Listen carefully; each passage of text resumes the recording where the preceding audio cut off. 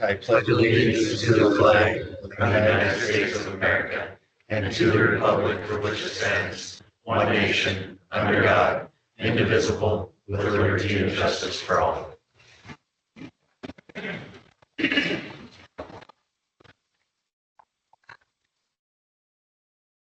Approval of minutes. Move to approve. Second. Got a motion and a second to approve minutes of last meeting. Any other discussion? All in favor, say aye. Aye. All opposed, say nay. Motion carried. Approval of the agenda. We do have one addition to the new business, a letter transfer. That's the auditor. Is there any other additions that can be on the agenda?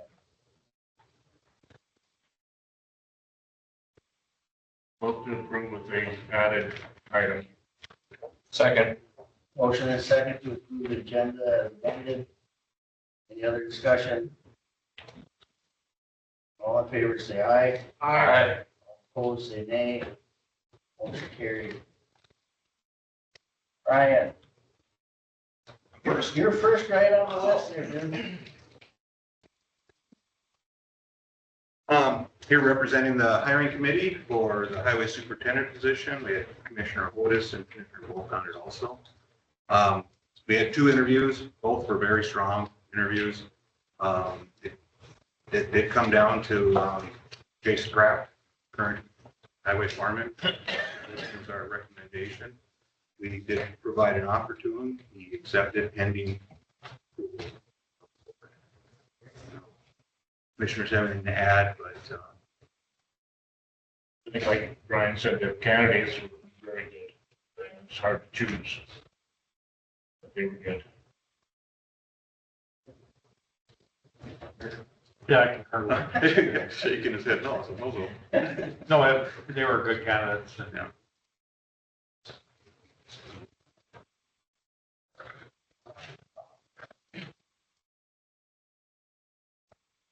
And a motion to the job, Jason.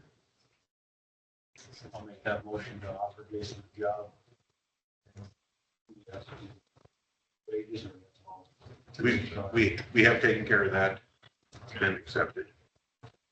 There a second. I would second that. The other discussion?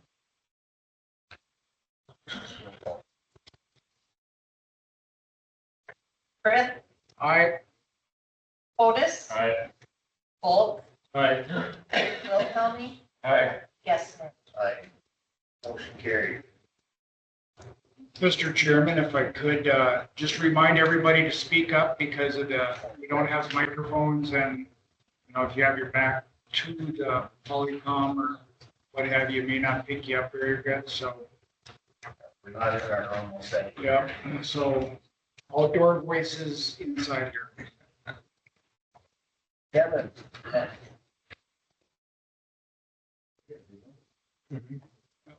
Get a roll call. Hey, screw it up. My job.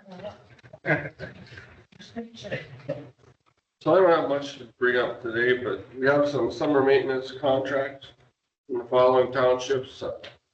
City of Devils Lake, Cooley, DeGroat, Dry Lake, Hope, Springstrip, Noonan, Odessa, Poplar Grove, and South Minnewacan townships.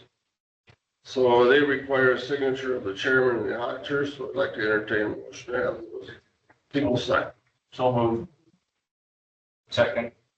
Motion and second to approve the maintenance contract for this. Bring this up together, mention, any other discussion? All in favor, say aye. Aye. Opposed, say nay. Motion carried. And all of our weight limits are in effect now. It's throughout the state. Just to let everybody know, Ramsey County has their weight limits up. And Paul told me today that our 4 ER sites are gonna be bid on June 13th. For COVID, so washed out in 2022. Anything else you want to add? Just a reminder, 89th Avenue, Northeast bid, April 25th, I believe, in the commission review. That'll be the one in Southville. Oh, I do. matching. I think that's the only two we have doing right now. So that's all I have unless you have something for me. Commissioners have anything for Kevin? All right, Kevin, thank you. That's me. Do I need to stand up? No. Thank you for having me as an item this evening. I've had conversations with Commissioner Gesner as my portfolio holder. Just a kind of a review of the last few months of my being in the seat upstairs. And as I've stated during interviews and throughout the last few months, I need that third attorney, third or the second assistant in my office, and I'm to a point where I'm comfortable that things are going to run smoothly. And in order for my office to increase its support of not only the commission and the departments of the county, but to seek some of those larger sentences to impress upon people who come to our county to commit crimes, push drugs, other unlawful behavior, that this isn't the place to do it. That's going to require more trials. That's going to require more appeals. In recent years, it's been a little quieter. We haven't had as many trials or appeals because defendants haven't really felt the need to push for anything different than what they were given. Subsequently, I think that people have put together an opinion that coming to Ramsey County equals an easier time if you get caught and you can go on about your business. And I don't think that that's what the citizens of Ramsey County want or need. So if there are any questions about how things are going or what I expect that third attorney to do in the office, I'm happy to take them now. But it's, I think things are going well. I think the office is running smoother than it has in the last few years. And I think with this next attorney can do even bigger and better things for Ramsey County. Commissioners have any questions? Where does the third person to go if we choose? That will be part of the issue. It will be similar to how I started here at Ramsey County. That'll be a floating attorney. If the auditor will be willing to donate some space, we would certainly take that space again. But I think there are some other nooks and crannies if we have to fund space around the courthouse for that to be the case. But I know remote work isn't exactly everybody's favorite way of having employees work for government, but if that's how we have to do it, I think the work can get done as long as everybody's being monitored and we can ensure that that salary is being earned. I know I've had discussions with Daniel about this in the past, several months, and you know, the necessity of that additional attorney, that was something that was brought on when State's Attorney Cummings was hired, and the additional work he felt that was necessary within that office. We felt it was necessary at that particular time. I'm not sure if things have changed. Certainly the amount of workload, caseloads that we're seeing at the LAC side of things certainly haven't changed. So my big hang up on it is the space limitations. You know, Daniel, you had mentioned that how that was almost a little bit of a disconnect for yourself, working downstairs and remotely through that time period. And So if we did move ahead with something like this, I'd like to find some space for that staff to be included under one roof. I think that would make complete sense, and I'm not sure exactly where that's gonna happen, but something that we need to map out and work out. Because you currently have an assistant that alternates, works from home one week and then comes in and switches with the other staff person. Paralegal, yes. And the paralegal, and it seems to be working. They're very efficient, and they don't see a reduction in workload or production from those individuals when they are working at home. So it seems to be working, but again, like you mentioned, having somebody working remotely isn't always the best fit for everybody. So Absolutely. some of the prior cases that you and I have talked about that are up for appeals and requiring a fair amount of your time. Yeah. Not from yesterday or last year, but 30 years ago. So I'm with Jeff. I'm more than open to look to replace this assistant, but I have issues with the remote working. Just because it's a law, I don't think that should be done at home. In fact, it's not their business type thing, and I think it puts some risk to the county. If you have files or what you want when you're working, it should be here under lock and key as far as I'm concerned. Because I get it, to take your computer home and you work in that, but not everything's done on the computer. That's certainly true. I just think there's some risk doing that, and until we can get you space, I understand that's what we're doing. Sure. I understand both sides of it. I agree with you. If there's something we need to absolutely do, we as a commission need to figure out how we get that space. And I can definitely recognize that concern. I want to be clear about what we do in the state's attorney's office. We're a government office. What we do in this building is open to the public. It's not 100%, but nothing is confidential. I mean, it's sensitive information, but we get open records requests. We don't get to say, no, this is a pending case. We have to say, okay, open records request. Here's the information you're asking for. There are limited situations in which we can deny individuals the ability to access our documents, but those are not the vast majority of what we deal with. Additionally, we are actually moving towards a completely paperless office.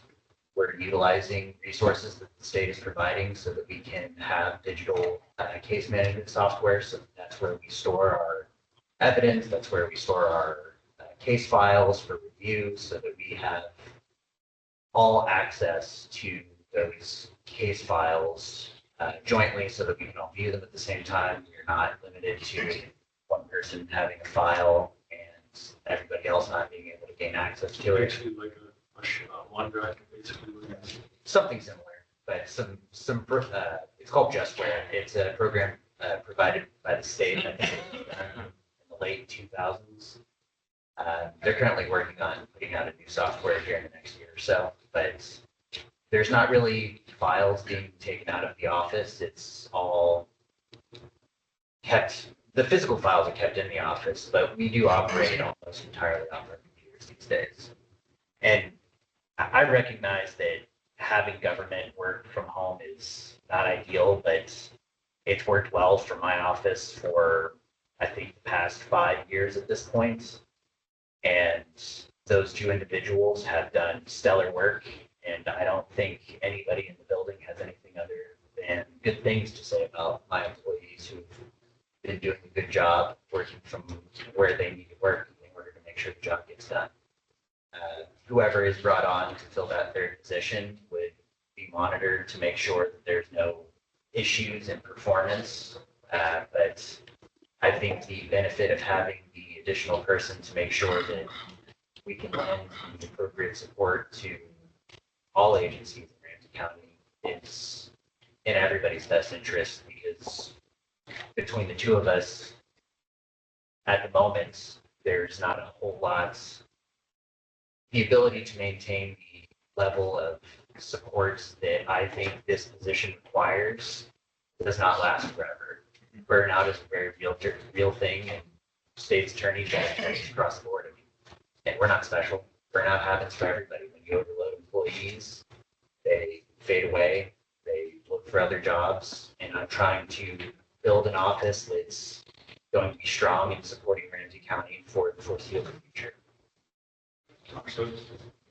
The other thing that you and I have talked about and discussed is the added workload that we as a commission have placed upon you over the recent years. So I appreciate the support of the state's attorney's office in those regards.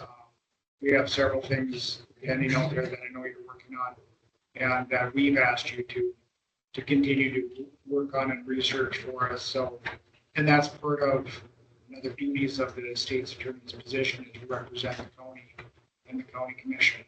And those haven't always been the focus of the state's attorney's office, but I think that's a central piece of what the state's attorney is supposed to do, providing support in areas that haven't always been consulted with the state's attorney here and in counties across the state. Rural counties have a harder time getting their state's attorneys to weigh in on things that are more complicated than maybe they'd be willing to get into. But if we can't provide legal support for the county commission, I don't know what we're here for. Prosecution is a large part, but it's only a part of what we're supposed to be doing. Just one aspect. Yeah. I think it was well justified last year when we approved the budget for that office. And so I would go ahead and make the motion to approve the request for the additional assistant state's attorney. Motion to authorize the hiring of a state's attorney, assistant state's attorney. Is there a second? I'll second. Motion to hire another state's attorney and a second. Is there any other discussion? I would just like to say that I would trust your judgment as to whether your department is getting things done, whether they're working remotely or at home. I know it didn't work for me during COVID, but everybody's different. I would reiterate that we as a commission just need to figure out a way to make sure that no one is left feeling like an island in your group just because they don't have a place to sit down. And to speak to that point, I very much felt that. Having been in that position, I will be sure to make sure that everybody feels that they have a place. And I've got some ideas on how I'm going to do that to make sure that everybody feels that they're within the fold instead of on the outside. I think being a present employer and a present leader is a major factor in making sure nobody feels like an island in this situation, and making sure that we can come together as a team, which was not a focus under my predecessor. And I like Paul, I went through COVID and extension, and that was awful. Yeah. It's hard to be accountable.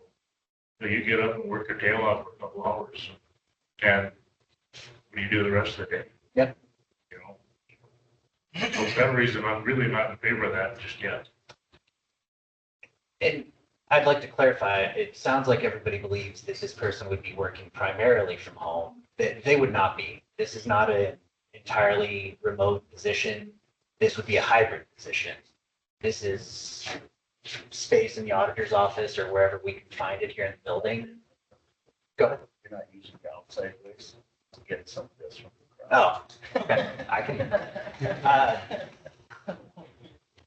This is intended to be a hybrid position, and only because of our space limitations. If this could be an entirely in-person position, that would be ideal. But due to the limitations in space in the courthouse, I don't have that option. And not pushing for a third position in order to make sure that I can give the best service to the county as I can, I believe would be a disservice to the county. And working to make sure that we can give that good service while working with the space that we have for the moment is the best way forward, in my opinion.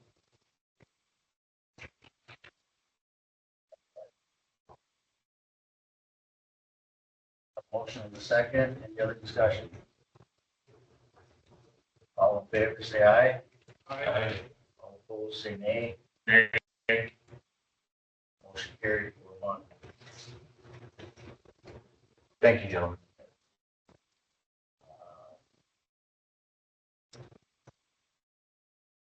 Got 9 minutes, and we jump down to old unfinished business where the hearing starts to signing the construction contract. Putting in the new switch easement.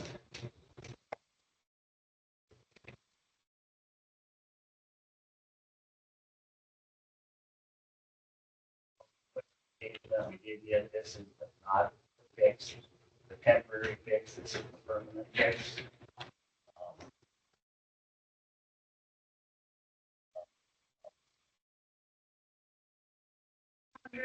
And 28,000.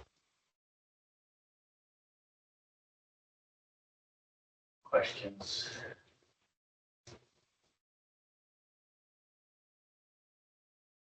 I got one.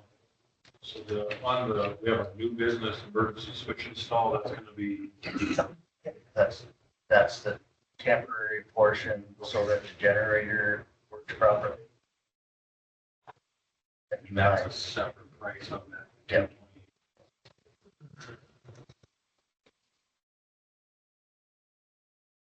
I'll make a motion that we accept that bid for that contract. We can't go without it. For that contract. Second. Motion and second to accept the electrical permit. Repair, switch downstairs, down here, I guess. Any other comments or questions? All in favor, say aye. Aye. All opposed, say nay. Motion carried.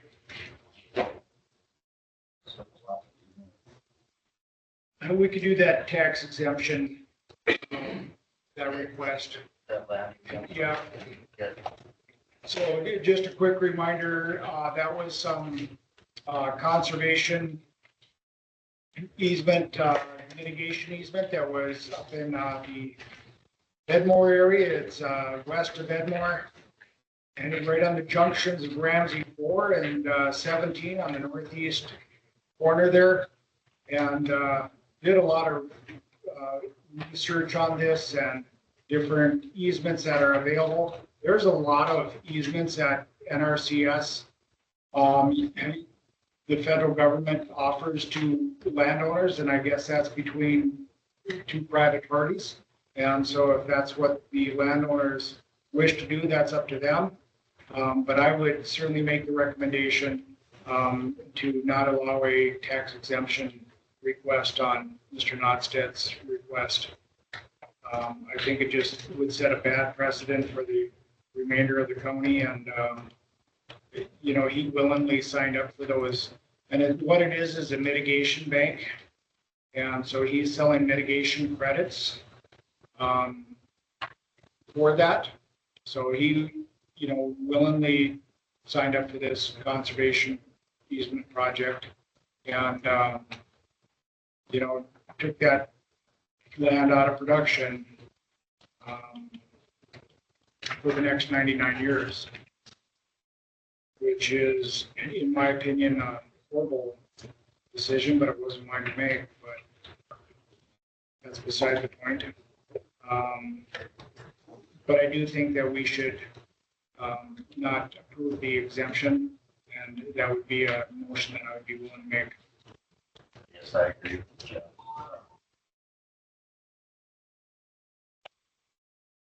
versus something else that indicated acres.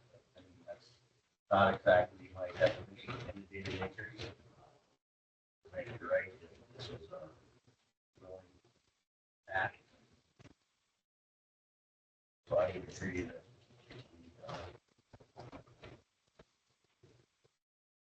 deny that request. We have a motion, is there a second? I would second that motion because I'm in the same agreement. It was a voluntary.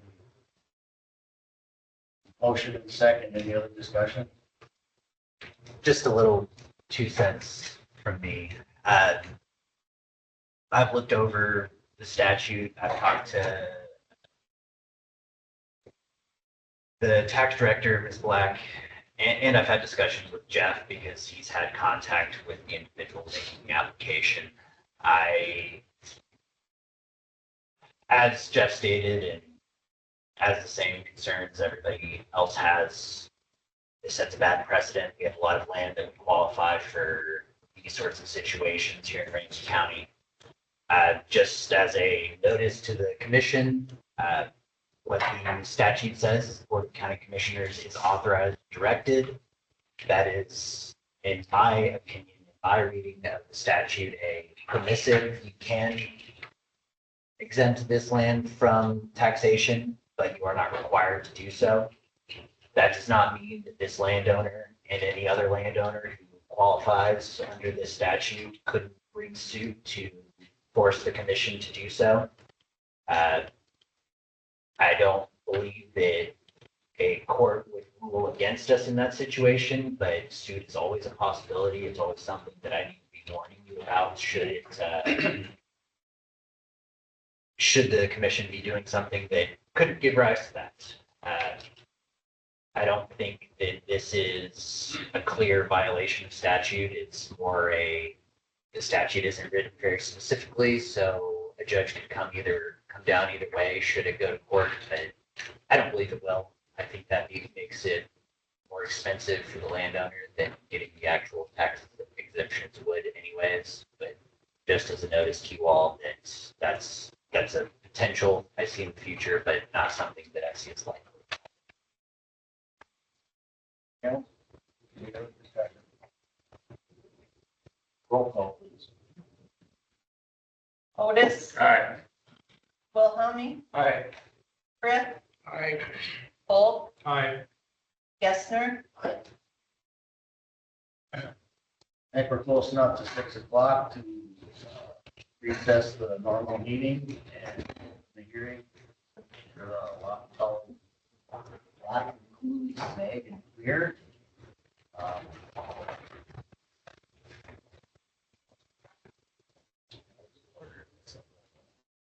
I mean, open for discussion, but it's just making sure.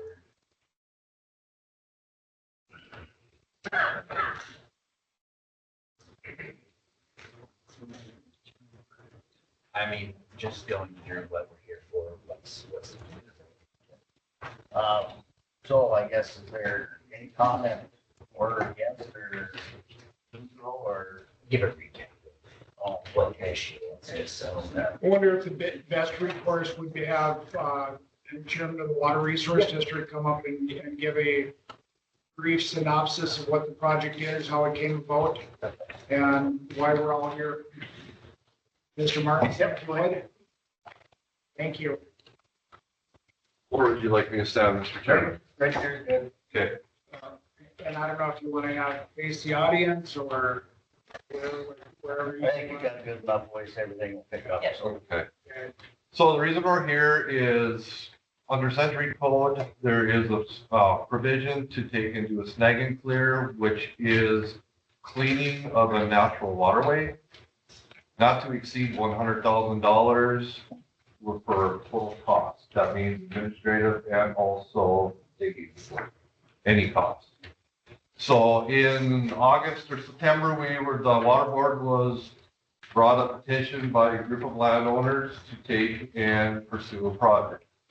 Through the next several meetings, the tracts of where the cleaning would be done was determined by a group of about 3 landowners were the main ones that took and did it. And once the digging that was decided, then KLJ Engineering was hired to take and determine the watershed and then also the benefited acres.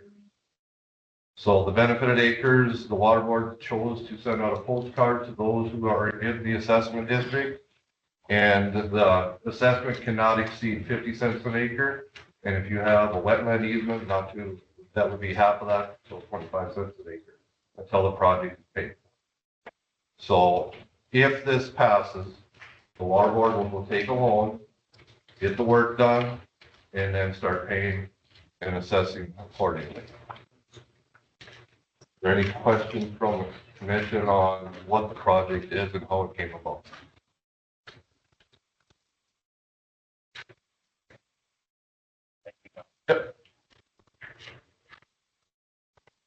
Well, I guess we just raise your hand and you got something to say, we'll call on you. We'll do a nice orderly fashion. Yeah, go ahead, Seth. Ramsey, I got that in section 2. We got some, I don't know who it is, we get a paper too. Anyway, my land's got a waterfall easement on it in WRT. There's absolutely no benefit to this program for me. I don't see why I should be assessed for it.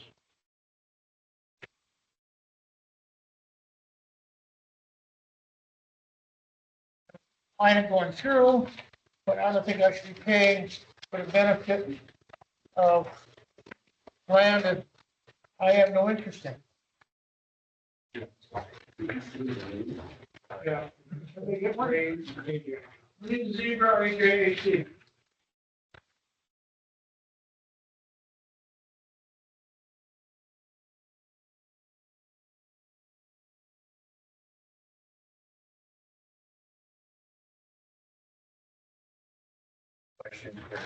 John, I know in other assessment projects, if we have a U.S. Fish and Wildlife easement on their project, it's at a different rate. Is this the same situation?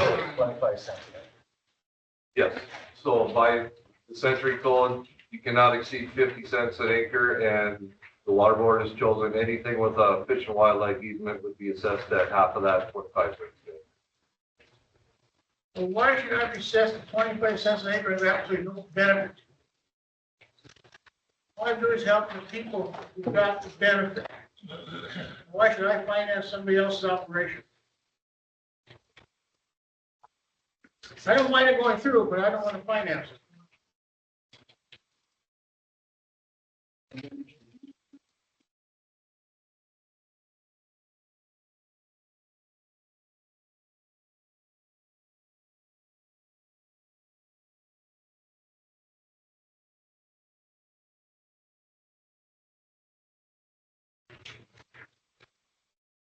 Anybody wants to give you an answer? Go ahead. David, thanks. I'd like to speak in opposition to it. Use your outside voice. Speak up just a little bit. Okay. Okay, so the project starts at, basically at my property, on County Road 4, and goes back to County Road 8. I would stand opposed to it for several reasons. One, I don't think it's causing or attacking the real cause of the problem. I think the problem is actually pondweed in the coulee, sago pondweed and coonstail. And until those are taken care of and killed, I think cleaning it's not going to be real effective. It'll work good the first year, but after that it won't work again, because sago pondweed especially grows from rhizomes, and you know what rhizomes are like. I mean, that spreads out, and you can clean it out, but I mean it's not going to be effective in continuous years. I think the weeds need to be killed first, and then probably see how effective that is, and then work after that to snag and clear if it needs it. I think the cost of the project, if it makes $100,000, I think it's kind of high in price. It should probably be able to be done for about half that price. I mean, you can move a lot of dirt for $100,000. Another reason I'm against it is because it would end at County Road 4, but past County Road 4, you still got that pondweed and stuff, and it's going to act like a barrier. So the water will be rushing down, and when it hits County Road 4 or beyond that, it'll start backing up, and then it'll inundate a whole bunch more acres on my property. So for that reason, I'm standing against it too. So there are other reasons, but probably not real relevant. I think people in Highland Center, I don't know that they're getting any benefit from it. I think that coulee would be the Edmore coulee. I don't think it's a lot coulee. Mr. Chairman, can I clarify something? Yep. So the $100,000, just to kind of clarify Mr. Neise's comment, the 100,000 is only up to 100,000. We have received 2 bids for the dirt work. And that was how we determined that there was a plausible project. So we would take and borrow the 100,000, but when the work was done, we would pay off what was done and then pay back the remaining amount, if there is, initially right away. And then everything would be assessed only up to pay off the rest of the debt. So the cost of the project is not supposed to cost the full 100,000. That is what we would borrow to take and start initially, and then pay off any excess right away. So have you gotten estimates on how much this is gonna cost? We have 2 bids for the dirt work, and then it would be what the administrative cost is for your interest and any, like the mailings of the postcards, the publishing, just those costs. So the weed situation that he brought up, can anybody speak to that? I agree with him on that. Yeah. There is a lot of cattails and stuff that's doing all this. Green moss that goes in. Yep. Yeah. But it's the It pond. holds moisture, so nothing will drain. So you have to take care of that problem first.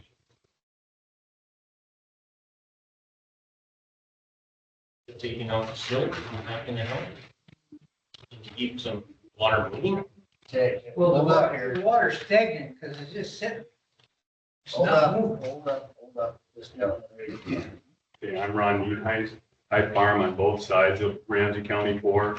And if this project is only done to Ramsey County 4, then the rest of the flat area of drainage that goes through another crossing on County Road 8 to the west won't be dealt with. So like my cousin Dave said, and other people that live just to the east of County Road 4, if that water comes faster and can't get past County Road 4 through the flat part of the coulee, it's just going to back up it's going to act like a dam, and it's just going to back up even worse than it is right now. And so I agree. Actually, I signed on to this snag and clear, but my thought was that if it went from, and I don't know if you're familiar with it, but just what is it, 2 miles to the west, the coulee goes back through County Road 8. And past that, it's been cleaned and it seems to have more drop. But from County Road 8, where this project is supposed to start on the east, to where the water goes back through County Road 8 to the west, is some of the flattest area in this whole town, in that whole area. And so the water doesn't move the way it is right now. Last summer, we had water coming in, we had no water coulee. And we take measurements at one of the crossings that goes across that coulee on the west side of County 4. And by August, 15, we were at the highest we were all summer on that. And it took until, it stayed at that level until the 1st of October. And then the 1st of October, that first week dropped about 7 inches. And after that, it would drop about 10 inches every other week, about every week. So all summer, we had water that was just basically standing west of County Road 4. So any improvement that's done on the east side of 4 will not have any benefit unless this would be extended all the way to where it crosses again through the County Road 8 to the west. So I'm opposed to this. Even though I signed on to it, I'm opposed to it because it won't solve the problem of moving that water from County Road 8 to the east, County Road 8 to the west. It's basically flat and it's not going to move. And so my thought is if you started at County Road 8 to the west and worked your way to the east until you ran out of money, it would make complete sense. But this way it makes no sense. Working from the west or from the east to County Road 4. So I'm opposed. My name is Mark Nienhuis. I'd like to just speak to the weed that we've been kind of discussing as well. So the problem with this weed is it's a perennial weed that comes back every year. Like David spoke, it spreads by rhizomes, so it just increases in volume every year. Now, the reason why it's not a silting problem so much is these plants, they grow and they bloom. So they start to spread out kind of like, they look like pine needles on a Christmas tree. You'll have all these spindly, in the springtime, you'll just have these spindly little, looks like algae, not really that problematic. But as you get into your summer months, when you start getting your heavy summer rains, these weeds, they start to branch out and they start getting almost like pine needles on every one of these thin little strips. And so what it does is as it floats, it grows, it expands, it just creates this huge blockage. So it's not really silt, like Dad said, when we were taking measurements last fall, when it got to that October timeframe and these weeds seemed to finish their blooming, finish their seedling process, it seemed like the water was able to flow much more naturally and at a much higher rate like it does every spring. Because every spring, generally the coulee, it flushes, it flows quickly, it empties our land of water, but then all of a sudden this weed expands and fills out and just completely plugs up the channel. And then we have these massive issues where we're getting all this water from the east and it just backs up in this land already. And we experienced that really bad last year.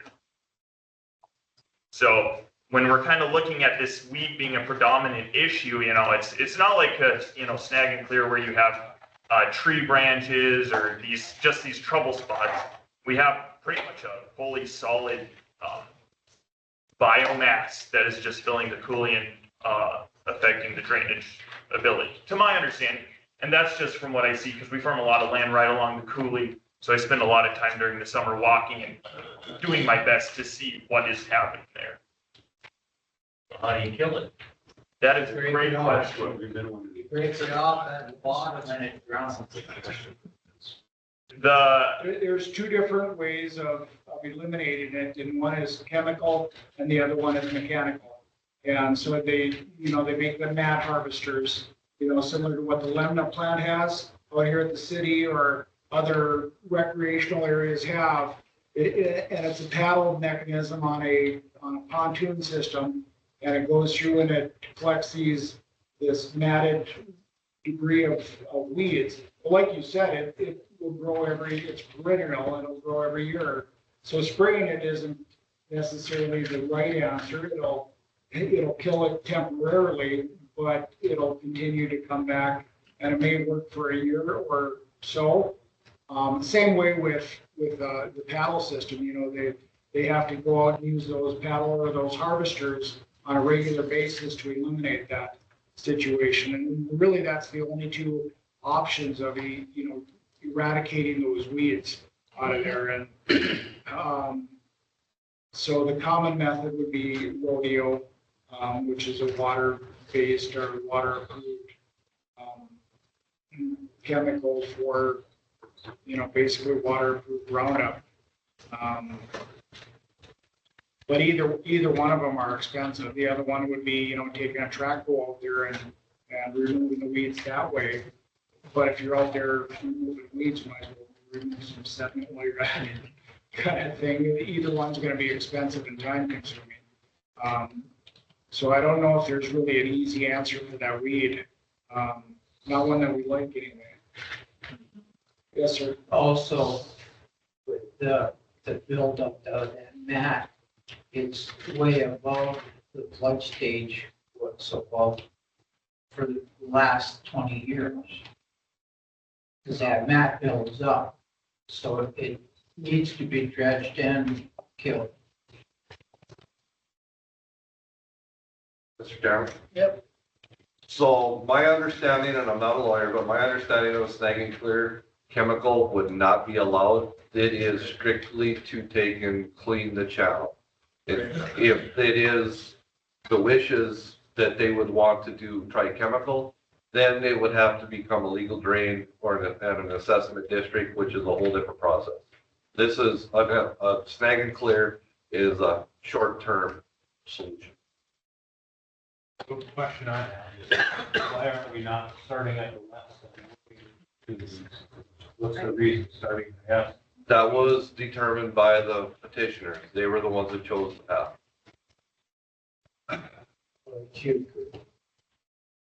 Well, I was one of the petitioners, but no one consulted me on what direction to start or where to start. And so, to me, it always makes sense to start at the bottom of a problem, not at the top. And I was told, well, we started on the east end, which I would say, I'm referring to the top. We started it on the east end and we ran out of money before we got past 4. Well, then the project is basically not worth doing, if it stops at 4, because then you still have that last segment to take care of, and how's that gonna happen? I do believe that taking some silt out would help with the pondweed situation. I'm not against it. I'm not against the project at all, except that it should start on the west and deal with that last segment and go from where it crosses County Road 8 on the west to where it crosses County Road 8 on the east. That's my thought.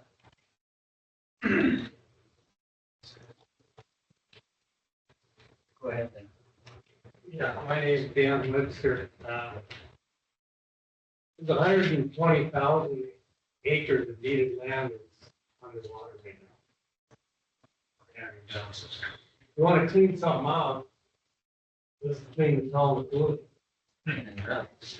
So you're living in a closed basin right now. Any water that comes down to the bottom, if you're at the top, you're benefiting at the expense of the guy at the bottom. I think there's a statute that says that water boards they're not supposed to do that. They're going to have a project that benefits the upland. The people at the top, they have to take care of the guy at the bottom. And so until you get an open basin that's not closed, any additional water goes down, it's transferring misery to the guys at the bottom, to the benefit of the guys at the top.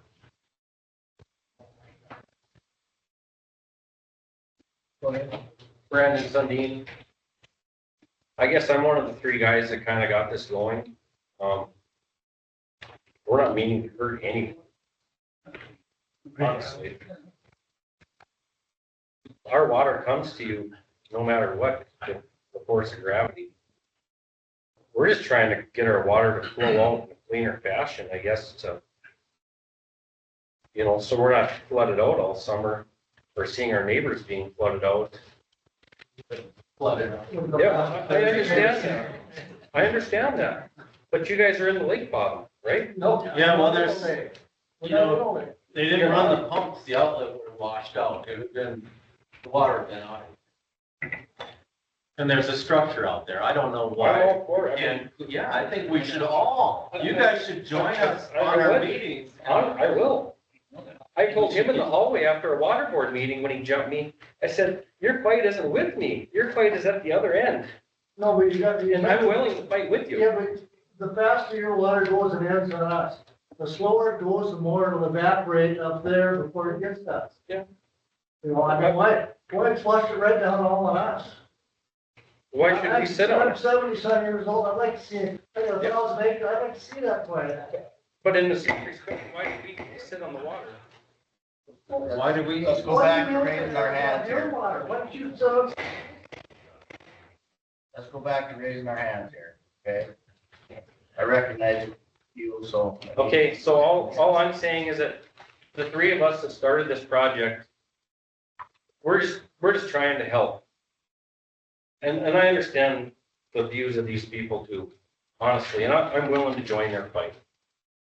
But how far do I need to, what am I responsible for? How far are we responsible for getting rid of the water? You know, at some point, it becomes the next person's issue. Typically, the food, it's true. Right, well, but still, are we responsible for all the way to Stump Lake? I don't know, maybe we are. And I'm willing to fight with that. But this project, I thought everyone who was in agreement and signed the petition, I wish they would have come to the water board meetings with me for a year as I set this up and spent my time to tell me where they wanted to start and stop the project.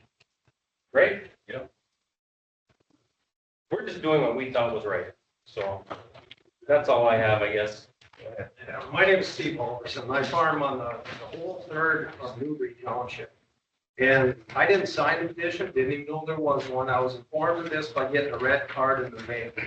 And they're not even going in Newbury Township. And I asked one person when I saw this red card, I said, you going south of number 8? And they said, yes.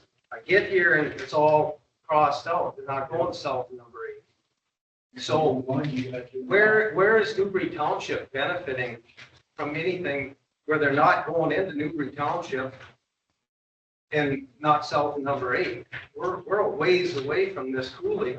And there is a coulee there that it needs to be cleaned out. You got one landowner in there that's plugging it up because he put his land in the CRP 40 years ago.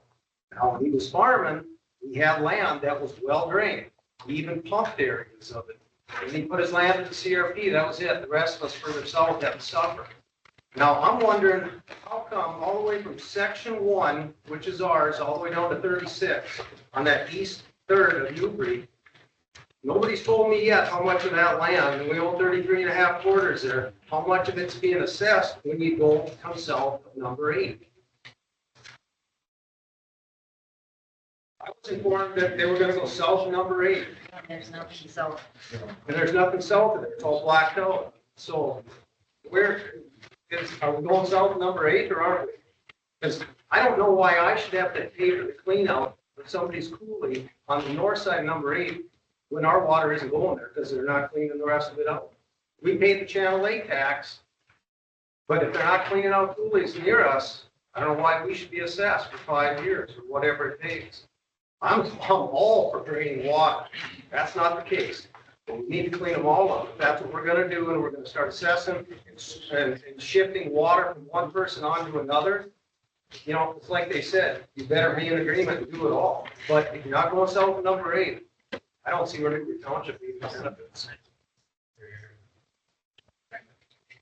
Can you explain this map with all these green dots on and stuff? I don't understand.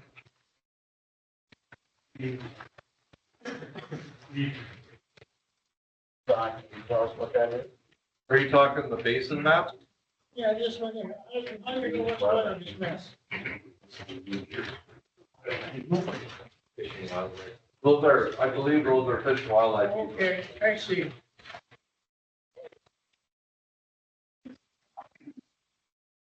Where?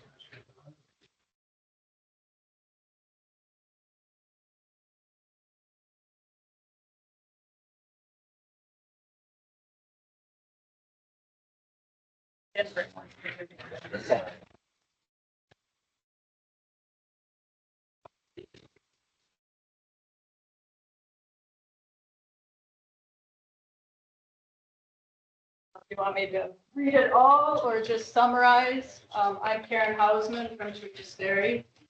Before you vote on the Lawton Cooley Snag and Clear project, I ask you to consider whether you'll have adequate data to cast an informed vote. First, regarding the petition, what type of debris and how much surface water will be removed? Which roads and how many miles of road will be improved by this project? How many acres of agriculture land and how many acres of ranch land would be improved? How can the commission determine necessity without quantifying the proposed benefits? Second, the North Dakota Century Code, section 61-16.1-10 lists various responsibilities and duties of the Water Resource Board, including the following paragraph, and I quote, address and consider fully in the planning of any surface water project the downstream impacts caused by the project. A determination of whether to proceed with the construction of a project shall be based on the following principles. Reasonable necessity of the project, reasonable care to be taken to avoid unnecessary injury by fully considering all alternatives, consideration of whether the utility or benefit accruing from the project reasonably outweighs the adverse impacts resulting from the project. The petition does not include any data to indicate the downstream impacts were even considered or quantified. On the back, you'll find a photo showing some of the missing roads and the inundated farmland downstream of this project. Before you vote, I request the commission consider the necessity of quantifying the proposed benefits and identifying and calculating the downstream impact of this project as part of your duty to represent all the landowners of Ramsey County. Thanks.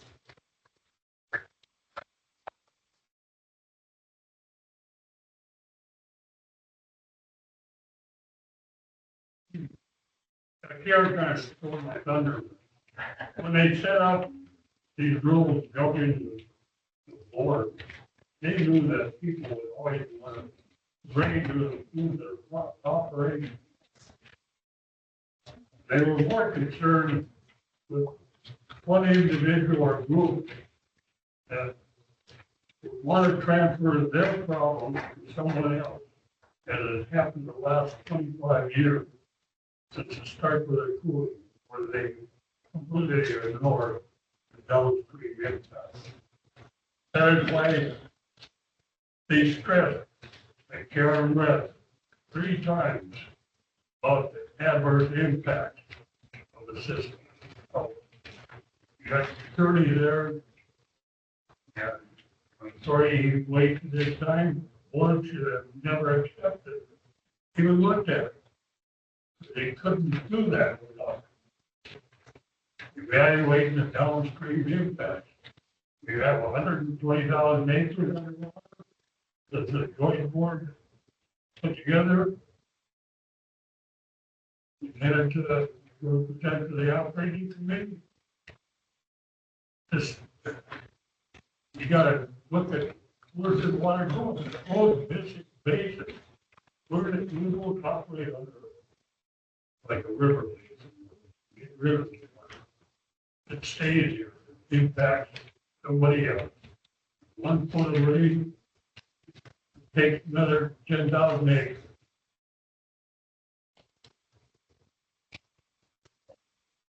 Anybody else? I'm Roger Burke. I'm currently on the end of this project. I wasn't even consulted, it was right through my land, pretty much ends on my land. So I oppose it. There's a set.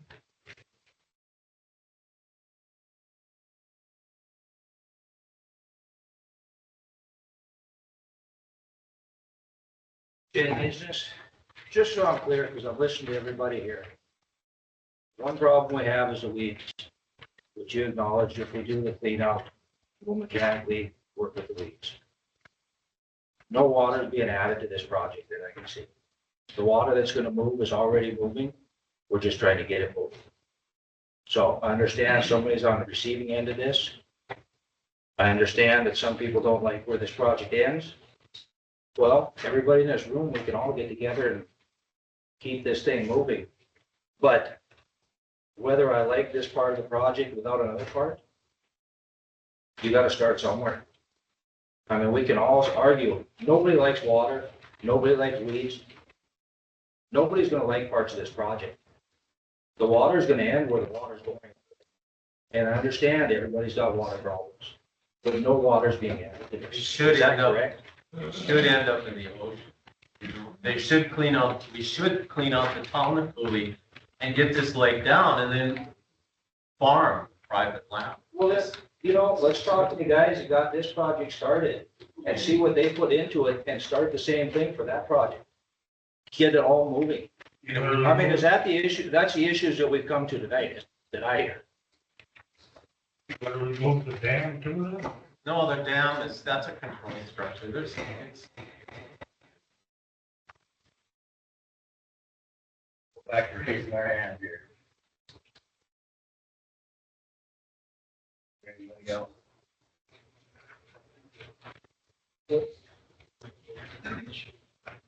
My name is Dennis Miller. I'm a farm along the Cooley that runs as the Ronina says is it flows through there, but I've cleaned that all myself on my own expense. But anyway, I've farmed along, and our family's farmed along this Cooley for all my adult life. And in the mid-70s, when we still had hay equipment, the stretch at Cooley that Ron is talking about was dry every summer. And I would make hay, and it was beer money for me to sell that hay off of the Cooley because it was dry. And I think I remember one time it was wet and I got a hay rake stuck in there or something, but it was dry. And the reason it was dry was because every road crossing had a bridge rather than these box culverts that are missized, misplaced, and misshaped. And so I think that's one problem. Back then there wasn't a weed or cattail problem because the water all drained away. And I remember we had a real wet spring in 1974, and on Mother's Day, the whole Devil's Lake Basin got like a 4-inch downpour. And my folks talked about just watching it was Sunday, and the rain just poured and poured. And that Cooley flooded. But my dad said when they finally got out in the field, he was seeing this little dot going up the Cooley. Well, when he got over the edge, it was a couple guys in a motorized canoe, so the water would flow through there, and there was even some recreational benefits there. But since then, as I said, these bridges have been changed to culverts, and they don't handle the flow. The other thing is that meteorologists said that for some reason, since about 1993, our thunderstorms are moving slower. So instead of getting a half inch, we get 2 to 3 inches all at once. And I am very sorry for the people that, are getting flooded out. I mean, why punish the rest of us? I mean, I've got low land that gets flooded and people drain on me and I can't get rid of all the water, but, that's part of life. And I think we need to all get together and work for the benefit of the county. And I'm sorry, if your land is underwater, but my dad used to pick potatoes for the grounds in the Depression in the 30s, and landowners around those lakes could farm, as I understand, they could farm lake to the pie piece to the center, tax-free. And one of my grandparents lost their farm in the Depression. I know others that have said here, the grandparents in our area lost their farm because we dried out. But, people around the lake, probably not better talk, so, what goes comes around and, let's, we used to be praying for rain every July, and now we just think, oh no, it's gonna rain, because we're getting more rain now for whatever reason. And, so it's not upper basin and lower basin, it's the climate, it's the change in the, from the bridge to the culvert and the cooling, and like the, I was at a meeting at the Spirit Lake Nation one time, and they were saying, well, we can't get an outlet because of the whatever treaty or was signed in 1902. I don't know what it was. A very wise Native American said, well, man make a law, man can change it. And that, and that's our issue. I mean, I've worked, when I was president of land, I mean, I attended numerous meetings to get an outlet. And, we paid the land, we paid our tax to get the general incomes. Let's not, power to people that want to improve their land and let's work together. Anyone else?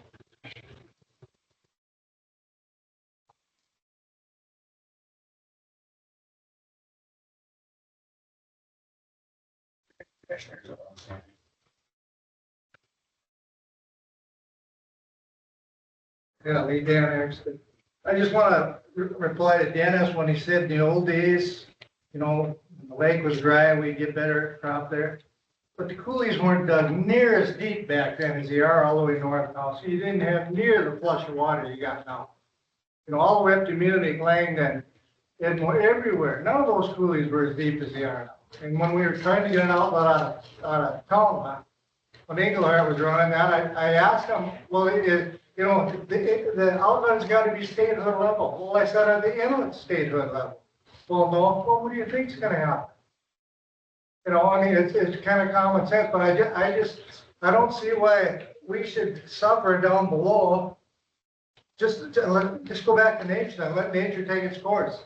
It'll slowly trickle down and evaporate. Maybe mine below will evaporate so I can get some of it back. I just can't see why everybody up on top should be able to just flush a toilet and run it down our ass. It just doesn't seem right. My opinion. It's not flushing a toilet. It would be if they cleaned it though. I've seen it. No, it only goes through so fast.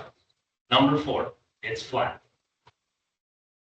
But apparently it's not going that fast now though. That's why you want to clean it out. I guess the reason we picked this area is it's a bad spot that never gets cleaned. It's flat. It runs slow. It's full of cattails. That's why we chose this area. We have 7 coulees that come together in this Lawton Basin right before number 4. It comes down, there's 6 coulees that come from the north that come down by Roger Burt's and Donnie Hanson's. There's 6 coulees that come there, and then there's the Brockett water that comes north. How far does that Brockett water get across the grade? How far does it get across? Does it really cross the grade to Brockett water? Of course it does. Well, Terry Smith has got a quarter of land that has 150 some tillable in it. He's got 30 acres left because you've got a stretch there and you can't get the water across number 8. Well, that's why we're trying to do a snag. Go south of number 8. How many times have I been saying? How many times have I been saying south of number 8? Okay, Brandon was at our meetings. He had cleaned out in the Brockett area. Little Hop Township. Yeah, because But you didn't go across Robbins, and that's the plug. Well, then I guess that needs to be done. I've been asking for years, and I thought that's what. I've been to water board meetings for 30 years too, and it seems like you can't get nothing. Yeah, like 30 years. Yeah. Really? Since I've been 20 years old. Yes. Well, then how come they're not cleaning out south of number 8 then, if you've been going for 30? I'm just telling you that. Okay, this gentleman's got the. There has been cleaning done in the Brockett area. I know I've cleaned through the flat up to 8. I'm not, if it needs to be cleaned out through Robbins, yes, let's work together. Let's work together. But if we're just saying that all these coulees come together in this Lawton Basin and we're losing a lot of land because of the Edmore rush, there's a lot of drop from the north and it comes down and it can't get out through Fort. That's why we picked this little section of land. We thought this was, it never gets cleaned because it's so flat and full of water. It's full of cattails. We just thought when it's coming all together, we just want to get the cattails out so it actually does move. I guess. And the Dalrymple Dam, what are we doing about that? Do we have to bring that back up? Dalrymple was governor at that time when he put that dam there. He's not there anymore. So what are we doing as a county or a state to get that problem done? Because the water is gravity. It's gonna go down to you guys. I agree, we need to have an outlet. I agree. And everybody else in here agrees too, because we're all farmers and we all want to get rid of water, but we all have to work together. What is the county commission or the state doing to help us with this huge problem? It's a very good question and it needs to be brought up again. Okay, that's all I have to say. Go ahead. Yeah, I agree that we need to move water and all that, and we've all cleaned out our ditches south of number 8. So we can't get the water to number 8, we can't get it across number 8. And now we're being asked to help pay for the stuff north of number 8 when we haven't even gotten our water to number 8 yet. If we could get to number 8, believe me, I've offered, and I thought that's what we were doing here, because it has it on the map. And like I say, we're still a long way south of number 8. And it sounds like we're going to be assessed in Newbury Township, but our water ain't from Brockett, isn't going to get across number 8. It sits south. We cleaned our ditches. Nobody helped us pay for that.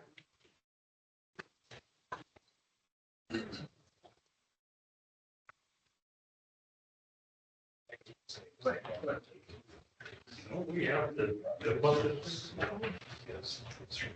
Yes. We have to abide by the century code. If that's a question for me, yes, as a general matter. What does your century code? Have you looked at that? You're gonna have to be more specific than you supposed to have. I'm not sure what you're trying to get at here. It's something, if you're removing water that has an adverse impact on the next person, don't you have to consider that? That goes into what the water board is intended to review as they make these decisions. And the water board has voted to bring this project. That's the rule.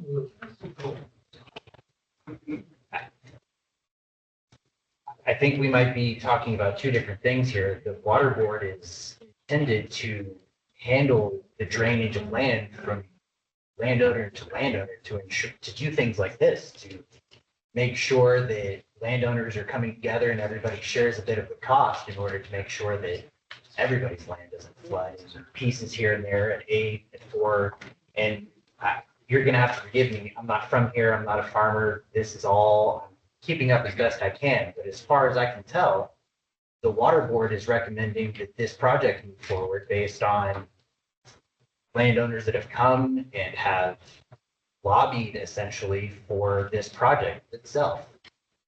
Century Code requires that 61-16.1-9.1 lays out the requirements of what a snag and clear and maintaining natural water courses requires. And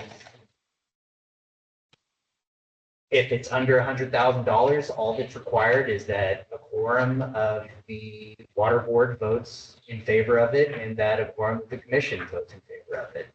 If it's over the $100,000 limit, there's a much more rigorous process that must be gone through. There's a lot more specific review of what the benefits are, what the costs are, and what the drawbacks are.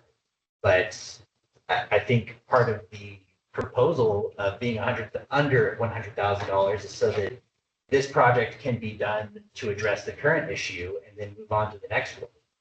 And I may be wrong, and somebody can correct me if I'm wrong, but that seems to be what the point of this small piece of the larger problem proposal is. But basically, you're living in a closed basin. So if anybody is benefited by this project, you have somebody that is losing. That's no other way to get around it. You're not We wrong. don't have a river system to take away our water. It stays in that basin. It does. Like flushing the toilet or pulling the plug, somebody's gonna get that water. I can't argue with you, Mr. Wickstad. And that's an adverse impact and it should be thrown out right there. I have a question. I think it's for the water board mainly. So like, we're doing this snag and clear project. Can the landowners downstream or upstream, can they start another one while this one's going on? Do you want me to take it? Yep. Okay, so they can, to answer your question, yes, they can if they do it with private money. They cannot do a snag and clear. On a natural waterway, you can only have one snag and clear going at the same time. And it cannot start another one until that one is fully paid off. As soon as this one's done, like how long is this gonna take to get it paid? 3 to 4 years. After 3 to 4 years, you can start another one? Correct. Well, you can take and propose another one. Yeah. Can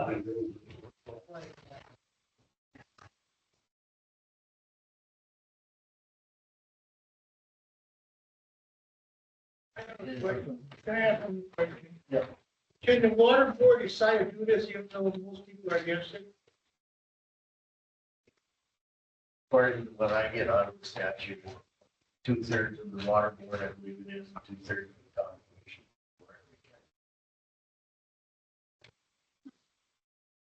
So it could be wasting their time here yet. Yeah, could be. But this is. You could be wasting your time on both sides. We're here to get everybody's opinion or clarification on both sides so that we can come to some kind of agreement, if you want to call it that.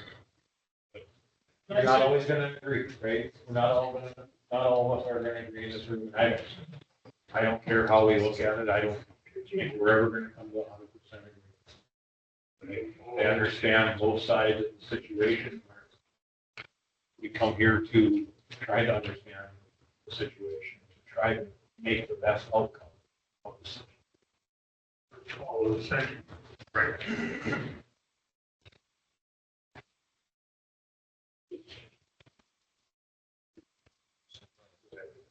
This is probably a question for the state's attorney, but based on century codes, you've got a coulee system, and if you've got one landowner in there that isn't cleaning out his ditches, but everybody else around him is doing it, you can send it in and have somebody clean that out, and you can assess his taxes, rather than everybody else around there.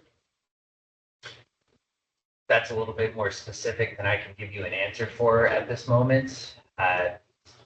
Part of what the water board does is assesses who benefits from these projects, and that's part of, they've apparently decided that you're benefiting from this project, which is why you received one of those cards. If the water board felt that it should be assessed against one person. I don't know if they could only tax one person. I think the whole point of this process is so that everybody's sharing a piece of the burden. If that one person, as you indicated earlier, somebody has some sort of conservation easement that is a big problem for everybody else in the area, it's intended to spread the cost across multiple landowners so that one person isn't unable to conduct their business because Right. they've decided that they're being assessed for the entire cost of the project. I don't think that would be something that they could do, but that would be more of a question that you should ask to the water board at one of their meetings. Well, I can remember about 7 years ago, my attorney told me that if you have a stooge in the system and they're not cleaning out their land, and it's all in the coulee system, they all were assessed the same tax when this whole thing originally started, but they don't want to clean their section out. Then, at that point, if they're holding water back further behind, then you can send somebody in there. Of course, you got to get a judge, and they got to sign off on it and say, yes, go in there, clean it out, we'll assess his taxes. I'm at 1,600 feet. I'll tell you what, the water runs downhill. I'm at 1,600 feet. So I watch the water go. And if it doesn't continue on because you got somebody down at the bottom that isn't cleaning it out, you know, bad things happen. Culverts wash out, roads goes over the top. So it isn't like we're all living in a little tub. You know, there is water that comes from high up, and there's 28 feet drop in a certain area where I'm at in a period of 1.5 miles. So I mean, the water comes fast. So if you get one guy out there that isn't cleaning it out, and he's in a lower area where it's kind of level, you know, it's going to sit there, and then everybody gets hurt. And what I'm saying is, I'm not against this at all. What I'm saying is, you got to start at the source where originally I was told it was, and continue on instead of just having one guy in between there not cleaning his out, where the rest of us already cleaned ours. And we're still suffering. Yep, we were assessed on it. Now we're going to get assessed again. We still can't get our water to go. But if you set up an assessment, it's going to be hard to pass, right? That's what, for assessment. Okay, can you guys help us a little bit, the water board? Like, this is a snag and clear at 50 cents an acre.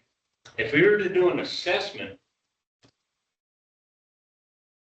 that would be a hell of a lot more money, right? Yes, a lot. A lot more. And to get it passed, we tried to pass it, what, 20 years ago?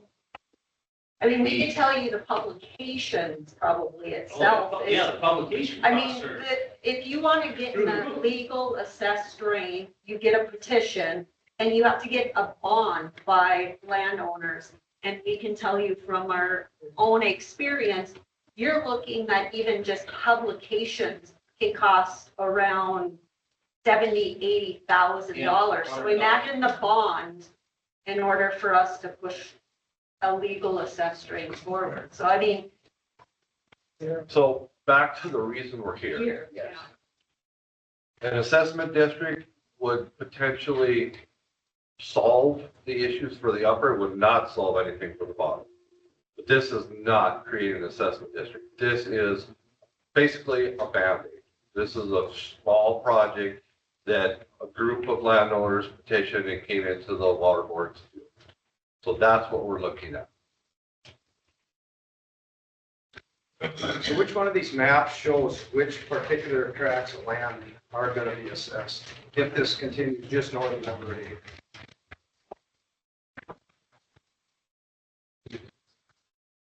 It's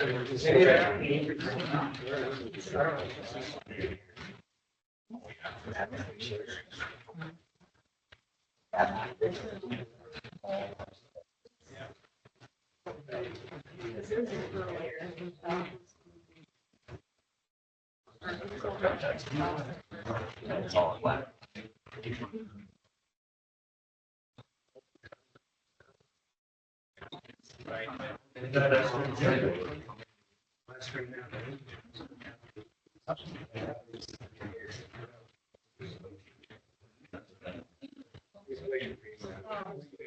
What did you see today on this? I'm all gonna get notified? Say that again? Season's being in progress, we're all gonna get notified. We're gonna vote on this tonight, so. Commission's gonna vote on this tonight, so the water board's already voted on it. And if it passes the commission. Oh, no, tonight. Okay.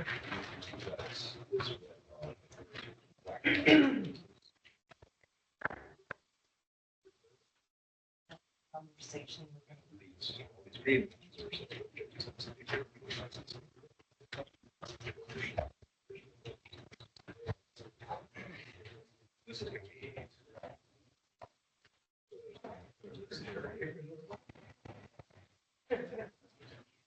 Hey, Paul, could you come up here and explain that so everybody can hear that?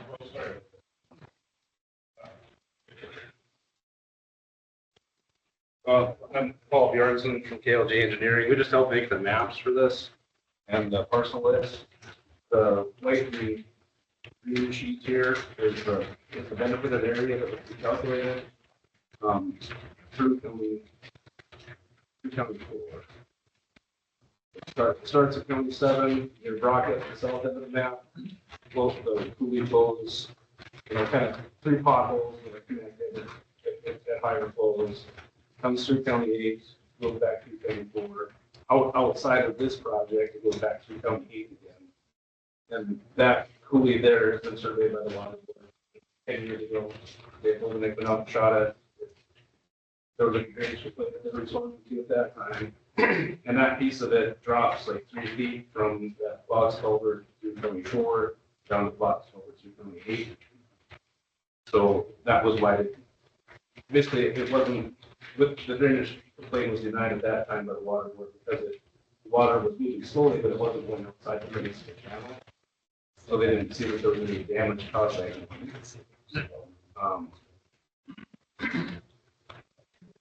Then this map also has, it's too small here, we printed it 11 by 17, so it would have been a little bit more legible. There's a bigger map up in the water board office too that has all this small text on those parcels as the parcel ID that's affected, that gives you your tax number. Then County 8 goes about in the middle of it through the bottom.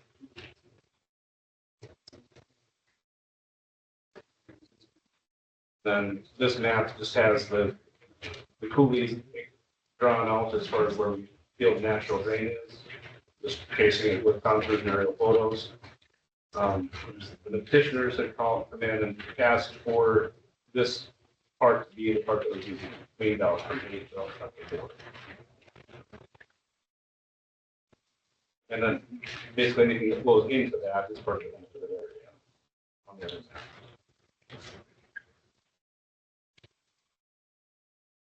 And this map was from the International Water Institute, so we took the,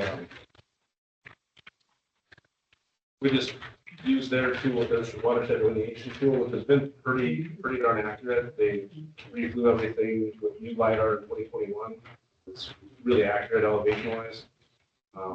And we just used their tool to come up with the boundary, put it in GIS that intersected the Ramsey County tax parcels with it. And that's what we did. They come up, basically come up with this map that has the tax ID or parcel ID.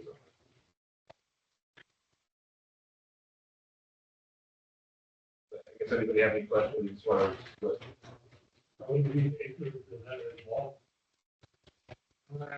Spreadsheet would be the tax this or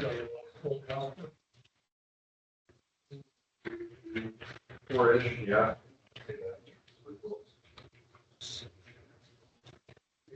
I think the annual assessment was something like 33,000 or. Correct.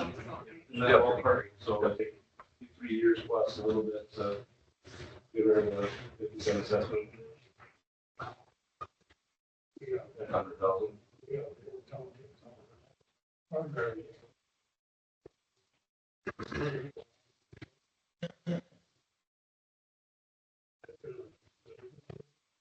And the discussion about cleanouts was correct. I mean, it's just a cleanout. It's not changing any of the culverts, any of the roads. It's not changing the overall flow downstream. It's just, it would get it there faster, but it's because it should get there faster because it's kind of plugged up right now. They increasing the culvert size all the way. No, this is just a snagging clear, you can't, they don't change any of the structures, they don't change any of the crossing. Everything's taking off the vegetation. I mean, it's, I think the Century Code is needing more for like tree removals that plug up the culvert, that plug up the box culvert. But it's all, can be used to clean out vegetation and cattails and stuff. That's what Whitey said, it's a temporary fix, it's only gonna get the vegetation and silt out for a portion, a few years. But like they were saying, some of the stuff has not been maintained, and that's why the petitioners came to us, they came to the water board asked us to help do the calculations and figure out what can be done.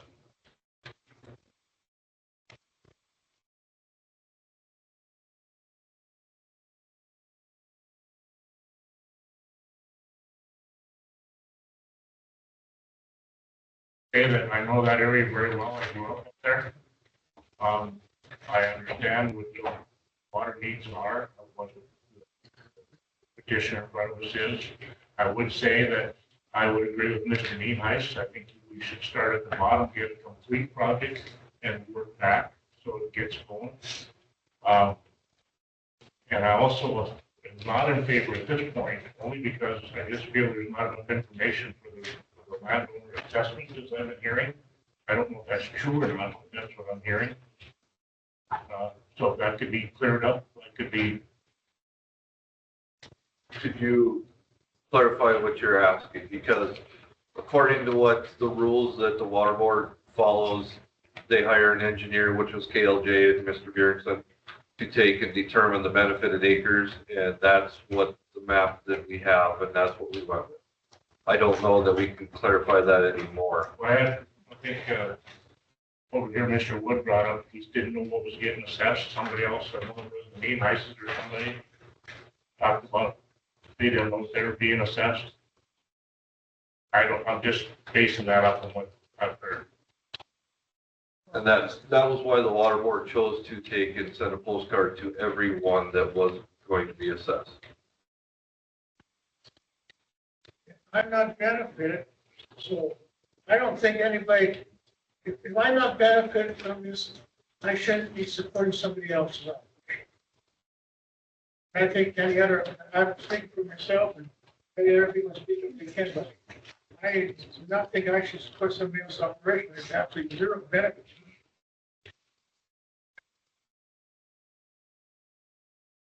I guess I'm not in favor of this because here, 30 plus years of what's going on here, and there is no outlet, there is no discussion of the outlet.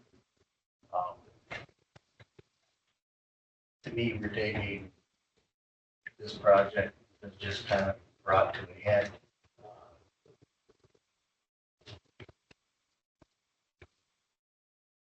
The commission that we need to do, that we're basically going to vote on here whose rights are more important.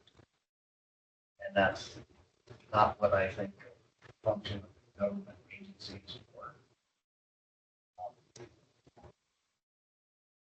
Mr. Sundin, Nick said that, he's given the fight, and I think that's probably part of the problem with what's been going on here for the last 35 years, is it kept us all fighting amongst each other, if you will. And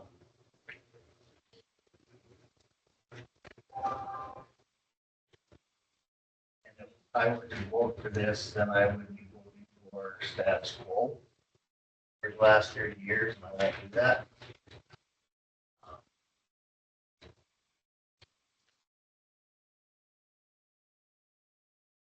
Because what's going on in the wage does affect the whole county.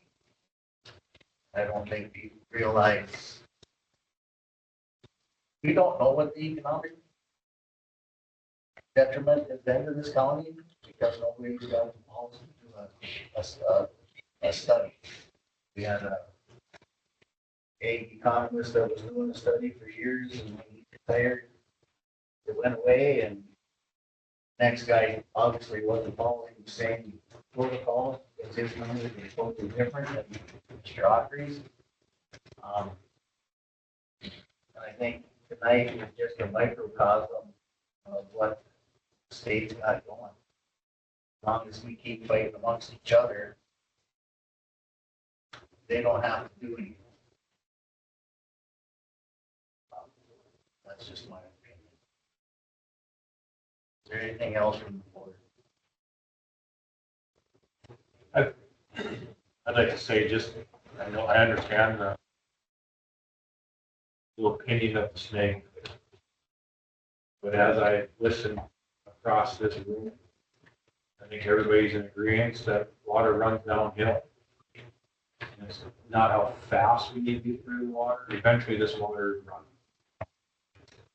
Unless we fix the source that's holding all this water, I have to say that I can't agree either to. I mean, I look across the room, but the water still runs. It's just not as fast as what some lake. That's something that it's hard for me to say, but like Lee said, really vote on something that it helps this person or it doesn't.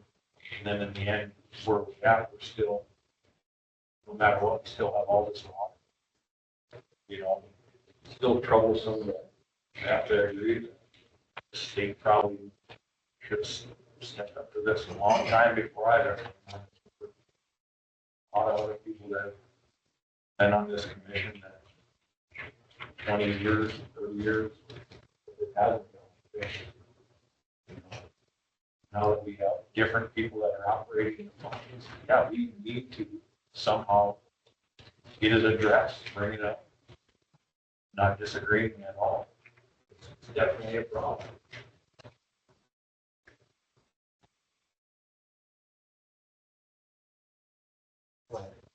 I guess the only other thing that, the main benefit of having the snake clear is to get the water out faster, and especially in the spring runoff, so it doesn't delay planting in the fields next to it. If that water is sitting there moving out more slowly, you can have the potential to drown out those acres rather than being put into production.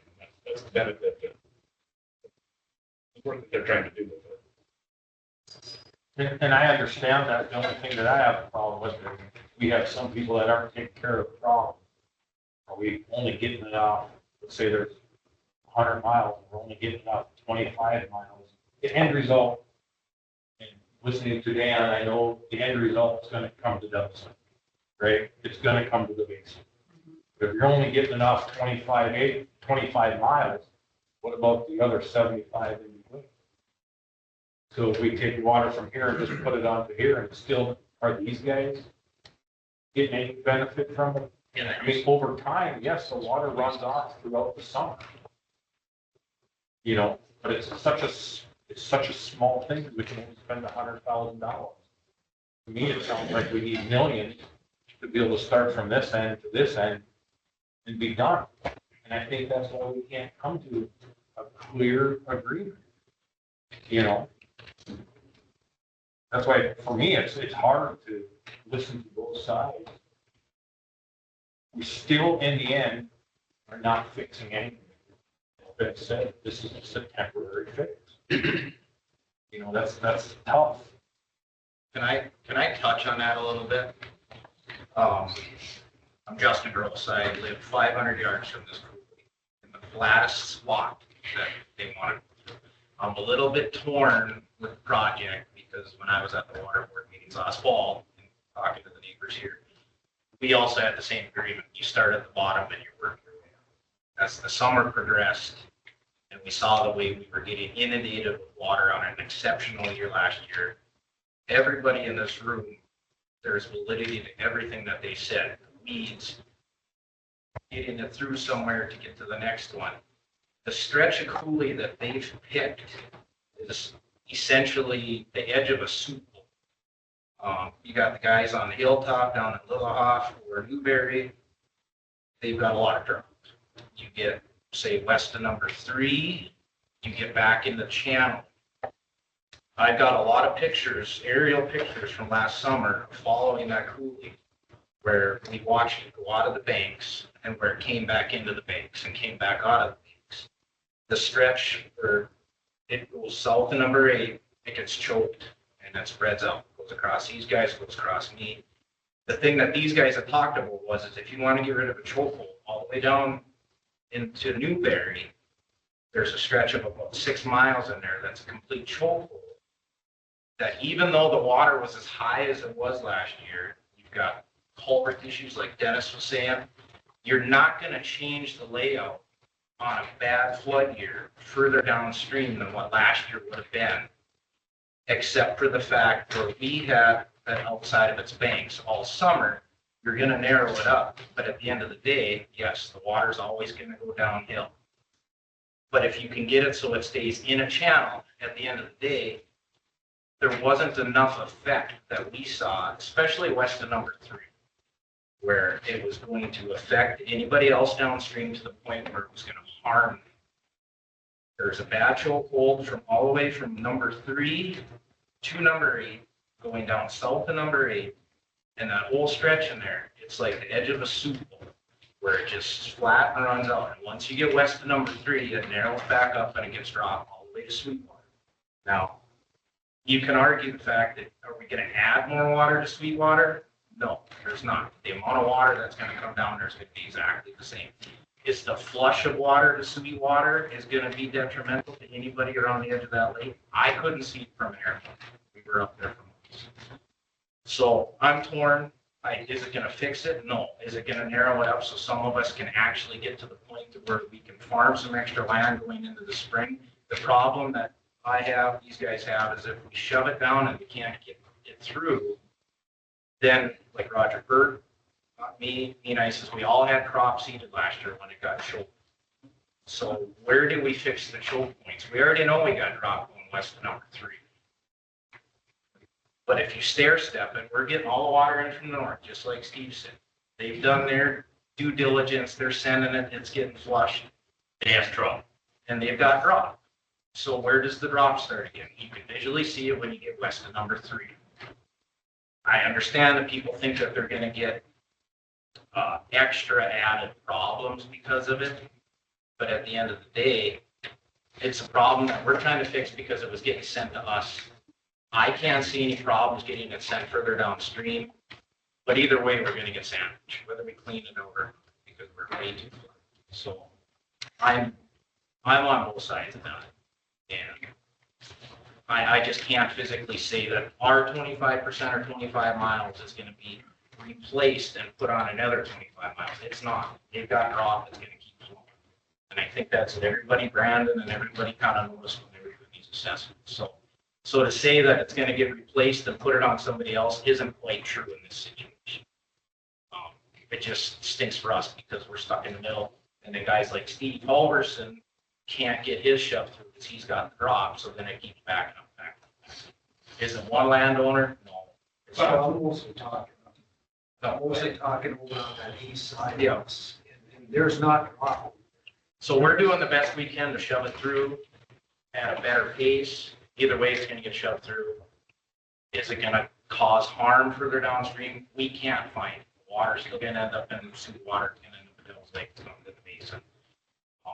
So we didn't feel like we were going to harm anybody by doing this project, other than the fact we're still going to get a little bit sandwiched because these poor guys are, the box culverts, like Dennis said, box culverts are what's really jamming us up. So until we can change the layout of that, it's going to be a tough road, no matter what. Okay, all right. This is going to be too long of drawn out. I'm going to close here. Sorry. We need a motion one way or the other, so we can vote.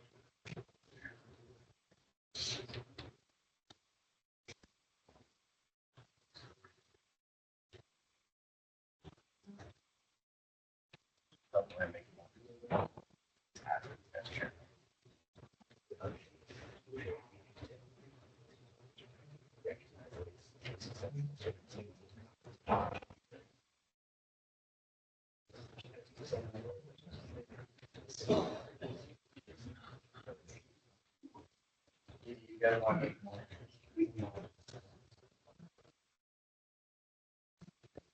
I'll make a motion to deny this project in a second.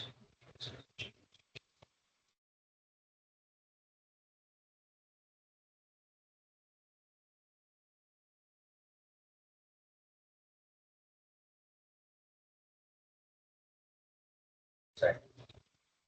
I would second that. Motion in the second to deny this project. Any other discussion amongst the commission? Well, I'd just like to say that water in this area has been a problem for a long time. I've had complaints on this for 15 years. We've looked at it, we've studied it. It's extremely flat, as a lot of people have indicated.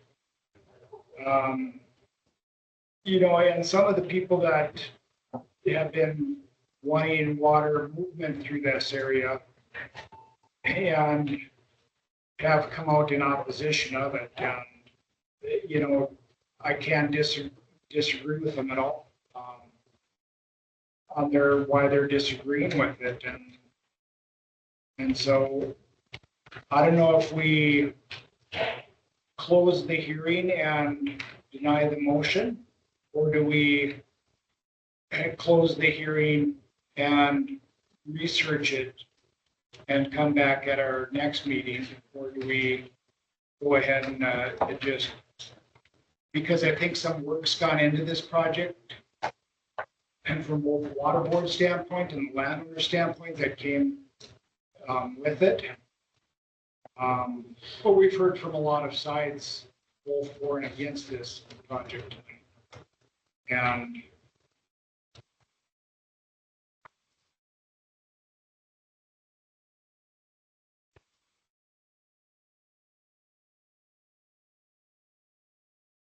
Just to clarify Commissioner Fritz's concern, there's nothing that doesn't prevent the water board from bringing this back if it's denied here tonight.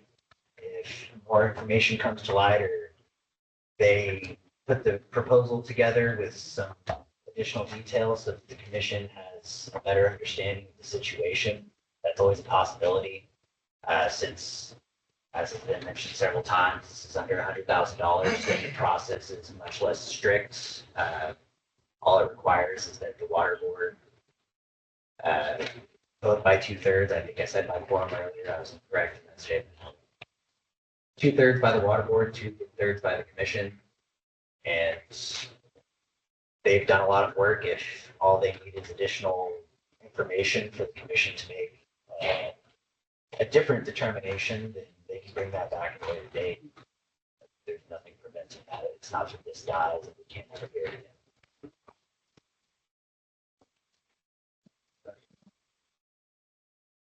I guess I would say that, I mean, this is not an easy thing to talk about, not an easy decision to make. It sounds as though there probably is some questions. I mean, aside from the obvious where the water finally ends up, we all know that. But there's some questions as to who should be paying for this that I'm not sure exactly how it was determined. I mean, it sounds like there's some legitimate questions there as to whether some of the acres should be assessed. If this were to go through, I would say maybe this needs a little bit more information and maybe take a second look at it and it could come back again. But for today, I'm a no. The motion in the second.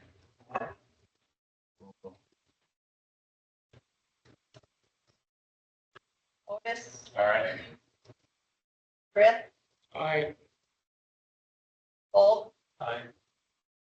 Wilhelmie, Gessner. Aye. Project is denied. Beyond other unfinished business. Mr. Oh, Chair, I'm sorry. can I Close the can hearing. I ask a question first, please? John, is it possible for the water board to do some more work on look into that project and maybe extending it a little bit and be more clear on the outcome of who the assessment will be on. We have a spreadsheet of every assessed parcel. And I mean, we didn't bring it here because it's a fairly large spreadsheet. But where the parcels come from for whether it's an assessment district or for like the snag and clear, that's determined by the engineer that was hired. So they are all specified, and there's always going to be someone who says, I'm not benefited. However, everybody's water goes somewhere. Now, that's an interpretation if you're benefited or not. And I'm not going to argue with anybody about I'm not being benefited. It is in the basin. Well, that's what was determined by the engineer. That's how that comes about. And as far as this project, no, we have to start all over again. I mean, and if it were be to extend it, we don't dare, because then we might run over the $100,000. That's why this project was as such. But can it be moved? Potentially, but then it would have to be a different project. That answer all your questions? Advertising cost. For what, this project? Yeah. It was like $60 to publish the hearing, and then it was around, about $150, $200 for the Oh, postcard. so it wasn't. No, not for this thing. Any other questions I can answer for the commission? We'll close the hearing, we'll reopen the regular meeting. Finish business. We have recommendation.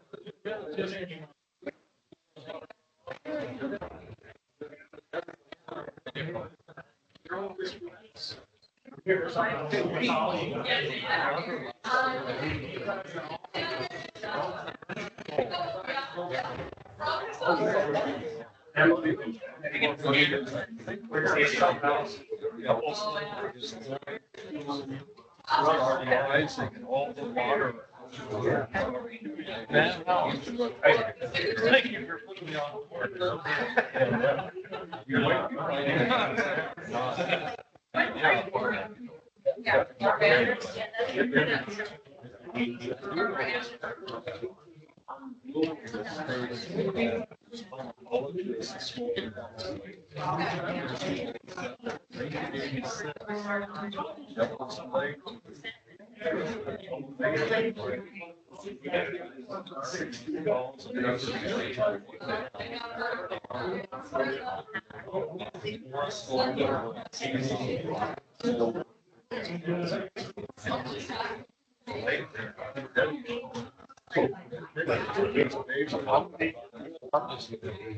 Yeah.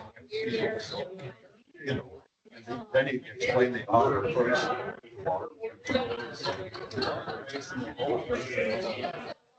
No matter what you're gonna be. Anyway, thank you. Good job. We're still alive.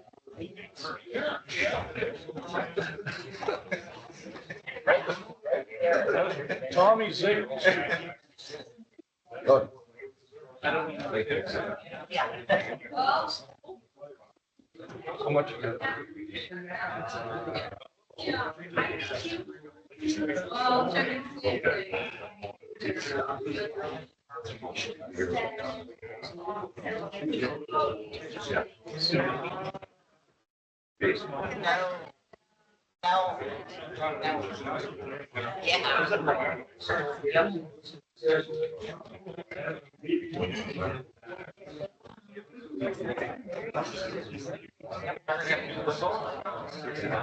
It's not worth it.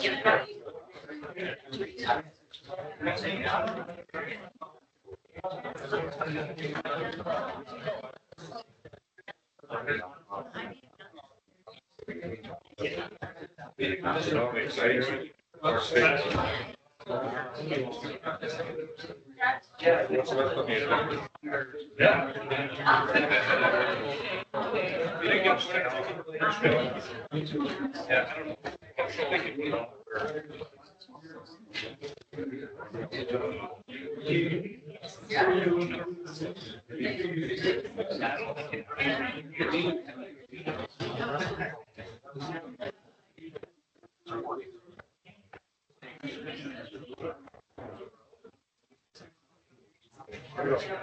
yeah.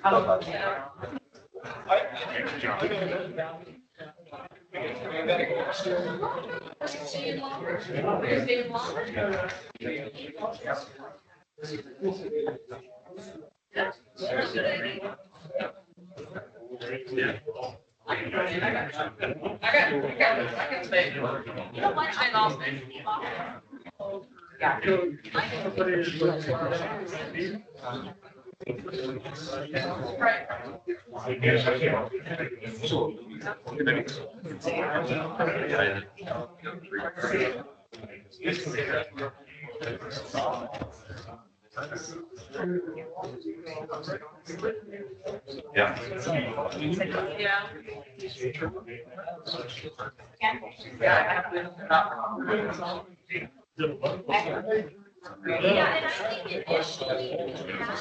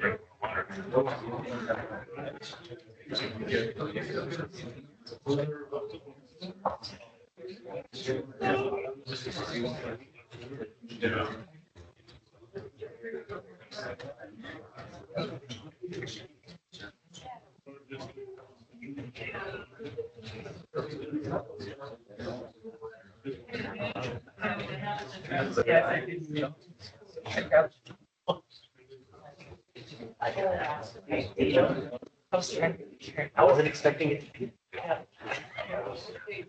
was trying to lie, and it was gonna come up. Yeah. It's in the back. Itself in the hand. Yeah, makes sense.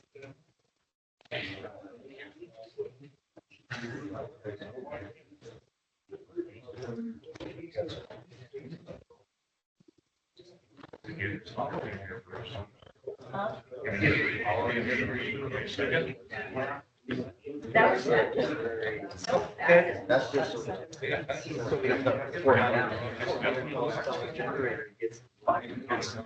Clears it all. I think so we don't. Well, it's like.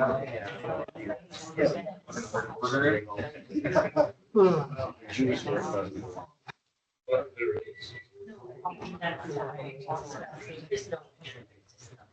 Is that even on? Huh. I never knew that. The temporary fixes. What's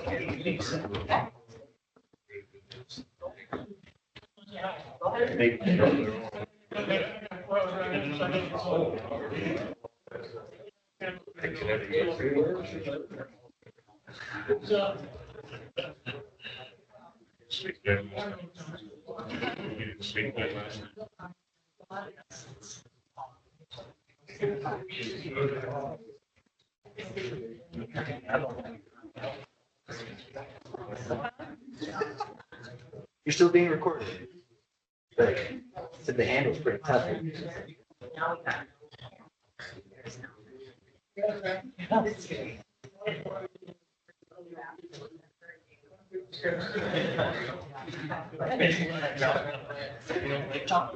Yeah.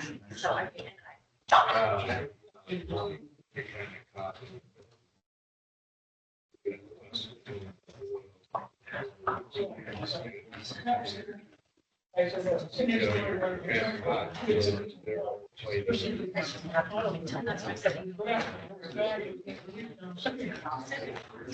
What I'm looking So I did. Well, check. I mean, I was worried. Just have to send proof of life.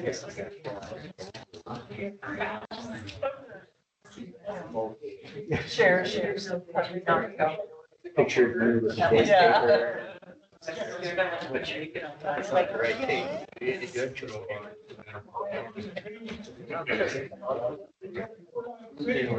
but not so.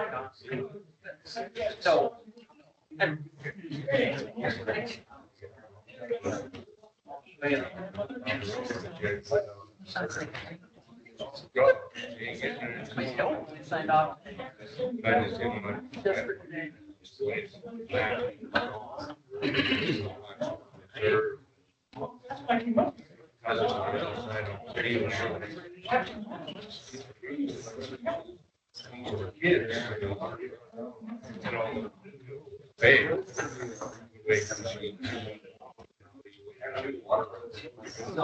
Watch that land.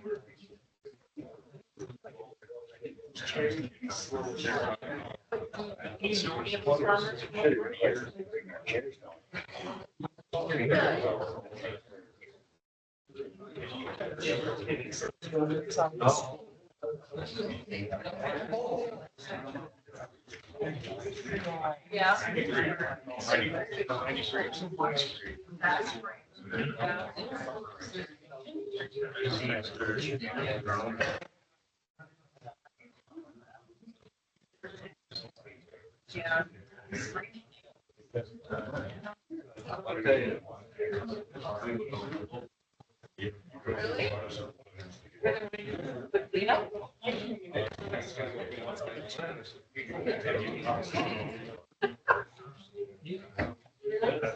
How much was the car?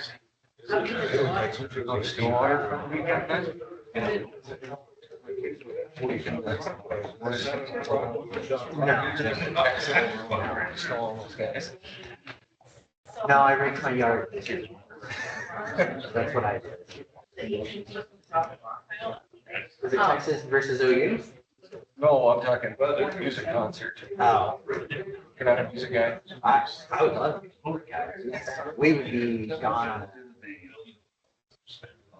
every week basis, going somewhere to see dinner. It's all too far from here. Yeah, I kind of don't know. In the early 2000s. But. Fantastic. Every year in January. During the off season. I'm surprised they can get it done. So 2 years ago, minus 38 actual year temperature. Yes.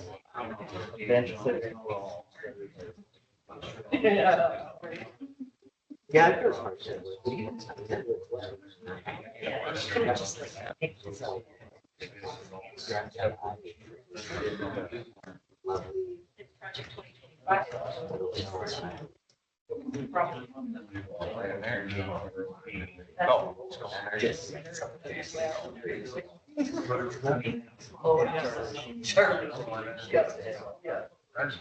So that's right. Across the country? Yeah. So like all over the country, but.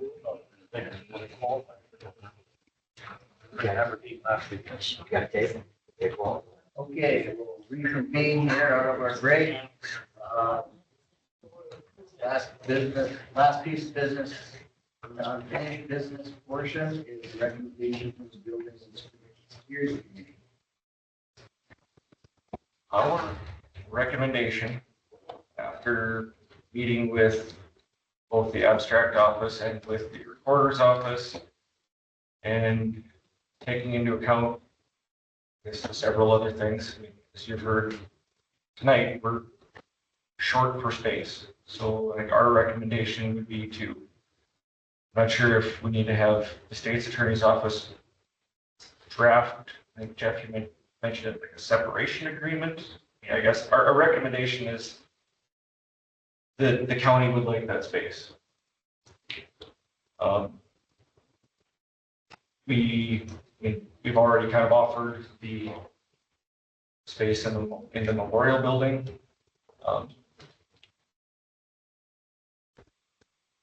That is what our recommendation would be. As far as the separation agreement goes, that's not necessary as far as I understand the situation.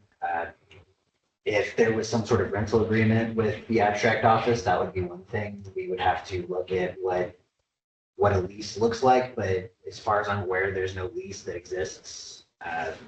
It's been a handshake, word of mouth deal for, I think, as far as I'm aware, for decades. We just need to give a notice of a date of when the commission would like the abstract office to be out of the space that they're in. And that's really about as far as it goes.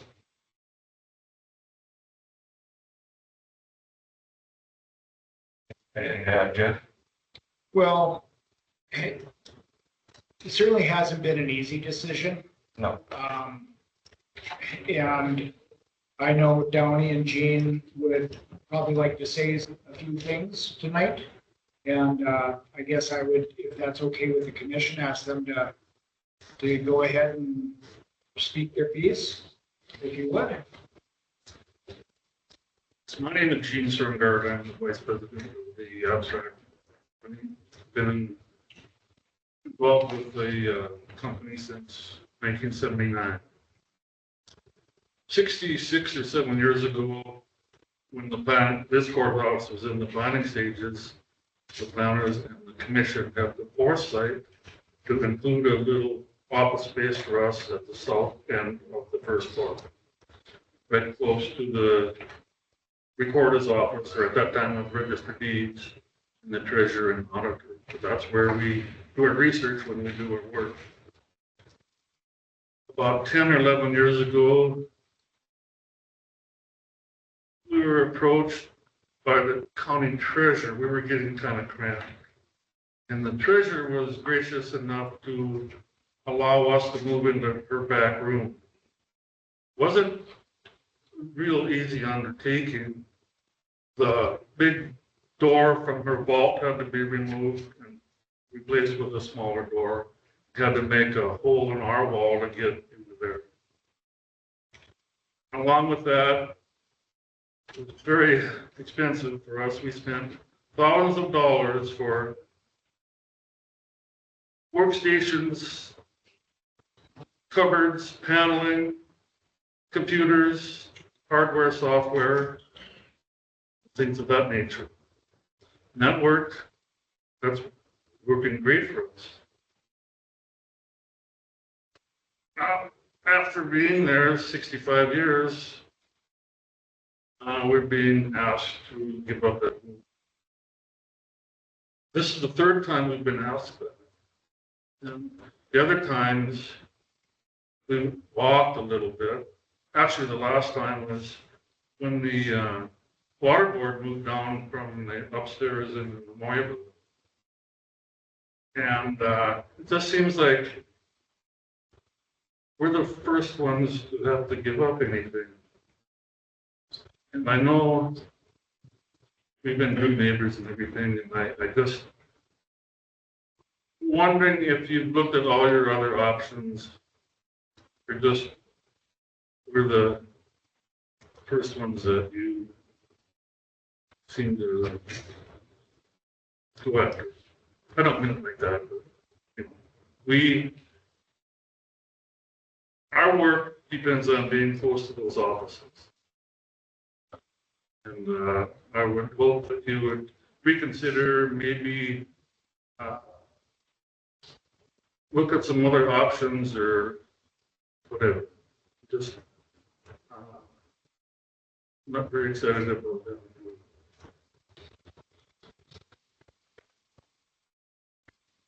Downey Larson. I'm the current president of Ramsey County Abstract. And we've talked before, Jeff Frick mentioned that the North Central Planning former space was empty and asked if we'd be interested in moving. Of course, my initial response was no, but I said, I'll keep an open mind and I'll go look at it and see if it's something that would be a fit for us. More space is always better. However, the proximity for our business, for what we do, it is going to greatly impact the essential service that we provide. We provide an essential service to every landowner of Ramsey County, whether you have commercial, residential, or ag land. Moving out of our current location will impact us. It will increase our turnaround time significantly, which we don't have long turnover times to begin with. Business is down for us. Interest rates are high, so our business is down 20 to 30%. So any kind of move is going to impact us. There is cost to moving. The space that you propose to move us to is more than double the rent, which I agree that our rent is, very low. We've been there for a long time. However, to move us to another space and increase our rent by 2.5 times we just don't have the budget to pay additional rent. We work very closely with the Ramsey County Recorder's Office. We do provide a lot of support to their office, and I think Bev spoke to that when we had our meeting. We're not essential to them, but we are very helpful to their office. We are one of the only notaries, and we have a lot of people that come to our office. We have 3 notaries in our office. So we provide that notary service to people on a daily basis. And to be honest, a lot of people come into the courthouse and we're the first stop, and we assist the customers maybe to get to the right office. And if we know those offices are busy, we do go the extra mile and try to help them find a legal description or a document number so they can go on to the next office easier. So I think we've had a great business relationship or a great business partner. I agree that space is tight in the courthouse, but again, I think there's a better use of some of the spaces rather than having us to move.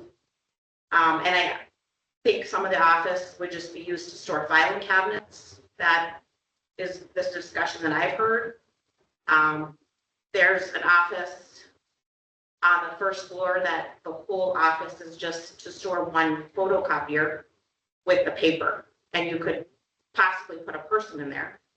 There's another office in tax equalization that isn't being utilized by any people.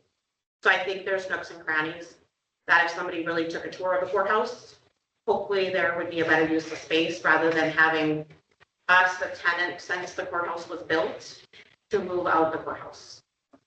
We would really like to stay where we're at longer.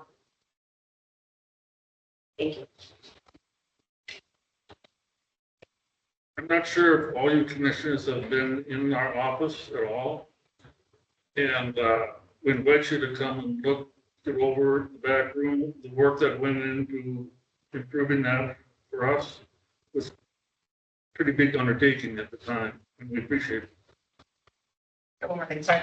I did quickly, when I had the meeting with Commissioner Frick and Commissioner Wilhelmy, we did just take a quick tour of the recorder, and I showed them kind of how we utilize that DocuPro and the books. And I think just the one sample that I got, we had 86 documents to look through on the computer. And there was additional pages in the old track indexes to review. So it would significantly change us if we're not right next to the recorder's office where we're at. We spend ample time at the recorder's office on a daily basis. So I would hope that you would reconsider and let us stay.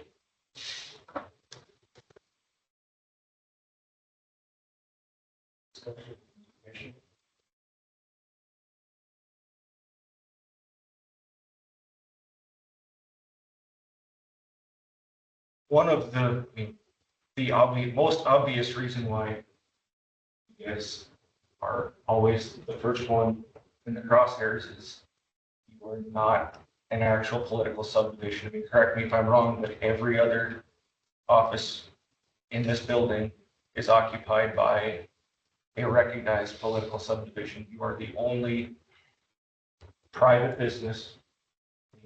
You could argue that it's a quasi-government office, but it's not. And I just, personally, I don't feel that a county government building should be housing a private business. I mean, we could find spaces all over the place.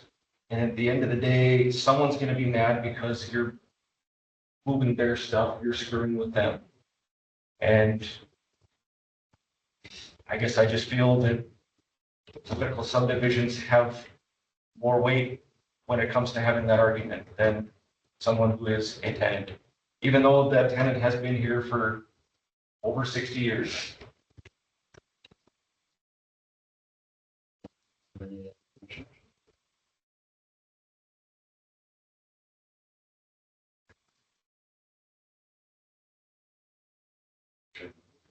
You have a recommendation about the motion, correct? Yeah. In formulating the motion, I would just recommend whether you want to propose a certain date or if you want to propose that the security committee sit down with the abstract office to figure out a date works for them instead of imposing something on them that may not work, or if the commission just wants to set an arbitrary date. 30 days is sufficient as far as evictions go, but I don't think that that's what the commission is interested in. I don't think that'd be reasonable. And so, and that's my point is I want that to be clear in the motion so that everybody knows what's being voted on, so that everybody can know what's coming next.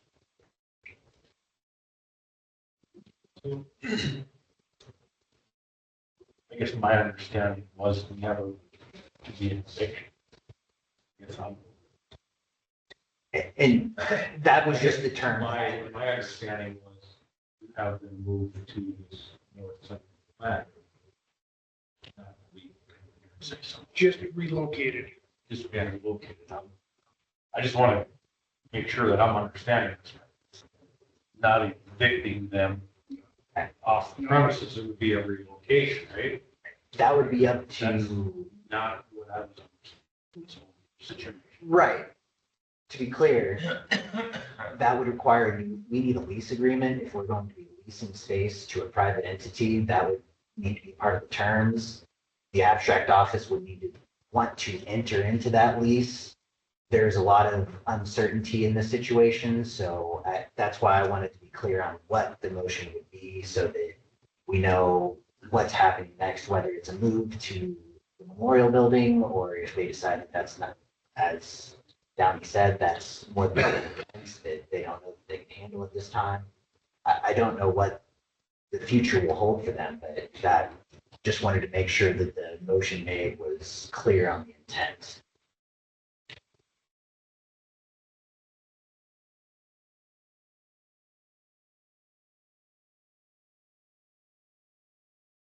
The right first step would be maybe to come up with a lease agreement to see if all parties would be agreeable to. I feel more comfortable with something like that to give them an option. Yeah. I don't want to say tomorrow you're gone. No, that was never the spirit. And I know it's probably coming out there. I definitely would like to have some kind of plan. Not that we're not saying that we don't want you in the facility. It's just another part of the facility.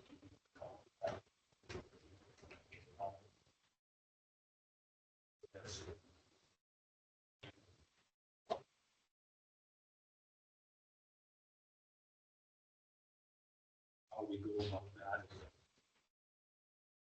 figure out what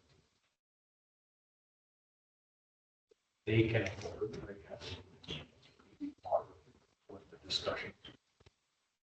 The commission could decide not to make any motions since if you would want to get more details, but have the understanding that we're moving towards having the abstract office move out of their current space, you could direct the security commit, the courthouse committee to sit down with the abstract office to negotiate those terms, what moving would look like, what that timeline would need to be, what a rental agreement would need to be.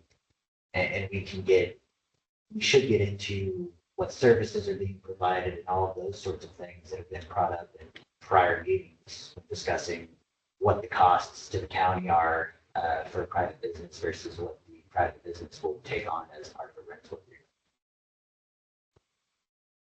And then maybe at the same time have abstract look into what the potential costs that would be incurred in a move and a renovation of the space over at North Central Planning. And because, maybe that could be something that we could take a look at, as well as an unnecessary hardship or something of that type of nature, but So essentially, you could move into something separate. So. That would be like 2 window or give you that burden as you say, not being.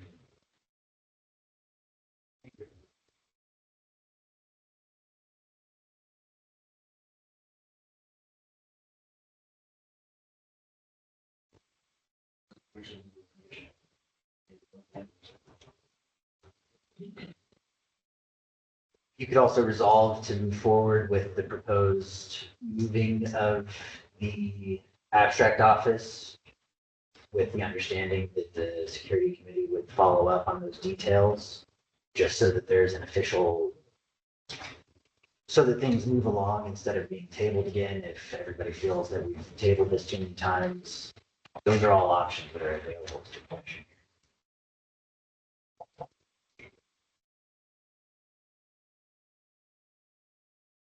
Just food for thought too. If the commission decides that we are required to move, we won't have a proximity to the recorder's office, so I don't know that that would be our long-term resting space necessarily.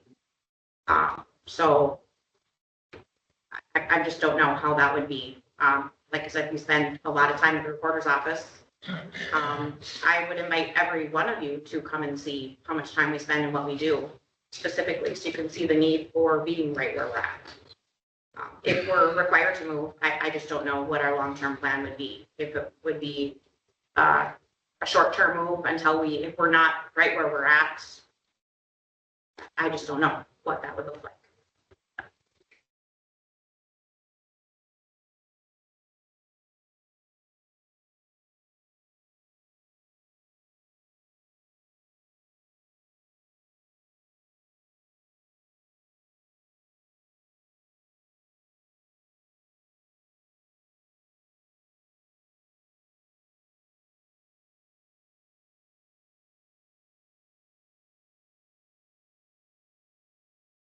I mean, I think the committee has come up with that.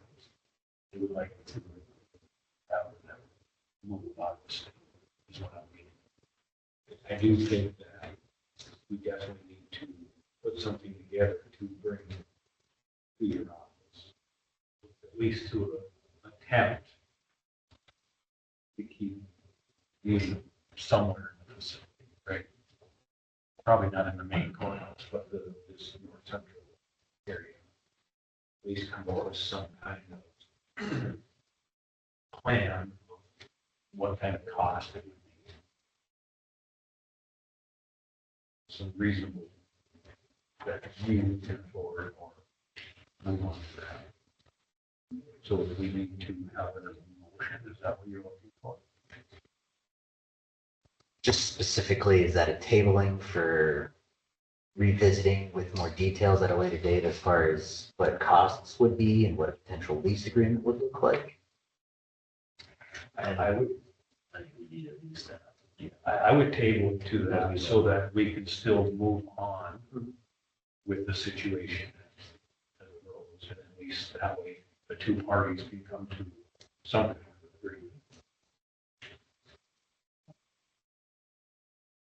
What do you think? We don't have any budget for modeling offices, you know, ourselves, so that's gonna be an issue.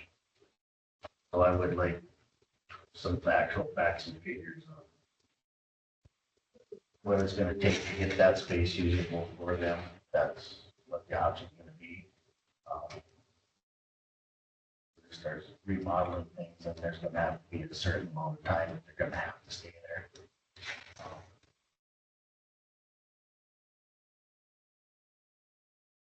And that's where the agreement would have to come in. I mean, that's, I think, something that all needs to be put on paper, so there's no. Right, because if this was gonna, if we were to go through this, we definitely would have it on some kind of paper so that there's a timeline or not that some kind of remodeling was done, if that's what needs to be done. And then your office just deciding, you know, this is about what you want to do. And then we. Yeah.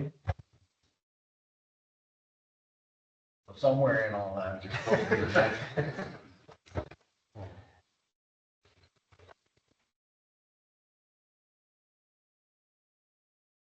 I guess I would like to make a motion that we need to at least sit down and get some kind of plan, cost to possibly make that. Is that clear as mud, Andy? Is there a second? Second. Motion is second. Any other discussion? All in favor, say aye. Aye. Say nay. Motion carried. New business, homestead credits, there's 6 of them. Motion to accept. Move to approve. Second. Motion to second to accept the homestead credits. All in favor, say aye. Aye. All opposed, say nay. Motion carried. And there's notice of annual meeting. Thank you, guys. Thank you.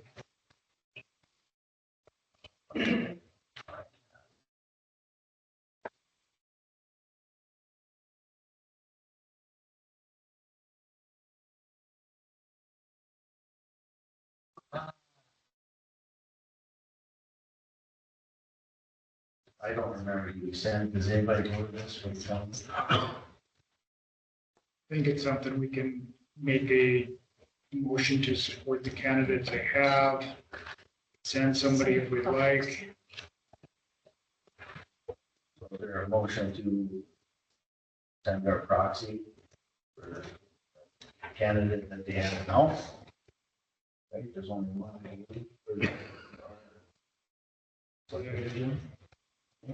Counties, Yeah, the counties. Iowa. Yep. Your motion. So moved. Second. All kinds of, all in favor, say aye. Aye. Resolutions of support for the running of the outlets. And then you have, well, let's just take that one first. That was in your packet, you look that up for us. Basically states that we support running the outlets at full capacity for the next operational season. Is there a motion to adopt the resolution? I was on second. Motion is second to adopt the resolution in support of operating outlets at full capacity. All in favor, say aye. Aye. Opposed, say nay. Motion carried. The next one is the rough little critters in the water. So awareness week. So the ANS Awareness Week is May 4th through the 10th. Just to bring further public education about the potential for nasty critters and aquatic invasive plant life in our waterways, detriments that it could cause.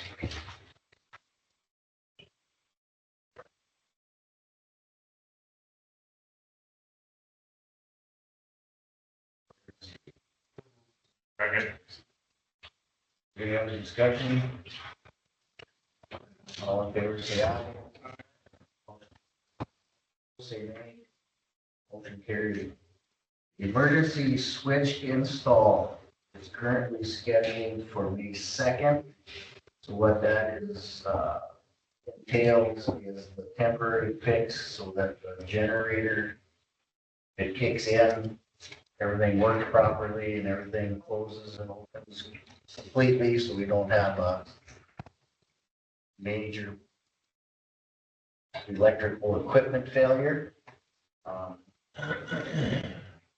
That date has been, Roger's been in touch with the clerk of courts and all that good stuff, and so the courthouse, but officially say that the courthouse will be closed on that Friday at noon, so they have time to get that stuff installed and switched over.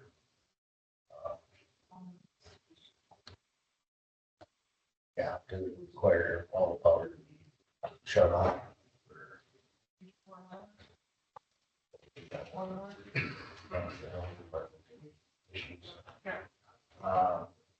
That makes sense. Sure. Motion to close the courthouse on at noon on May 2nd. Second. Motion on the second. All in favor, say aye. Aye. All opposed, say nay. Last order of new business is letter of transfer, which regards to, I'm gonna let Candy, it has been 2 hours since she explained it to me. I don't remember exactly what she told me.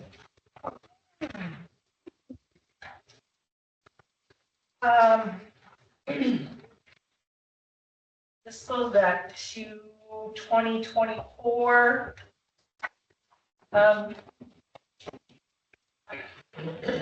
So human service zone gets a large sum of money twice a year. At the time, they were going through financial advisors. We asked several times how the money was to be divided into accounts. We never got a response back, so therefore the money just stayed within the zone. So in all the research, it was now discovered that the 189,000 was supposed to go into the indirect funds. And we need to do a letter of transfer to just taking it out of their account and putting it into the proper line item.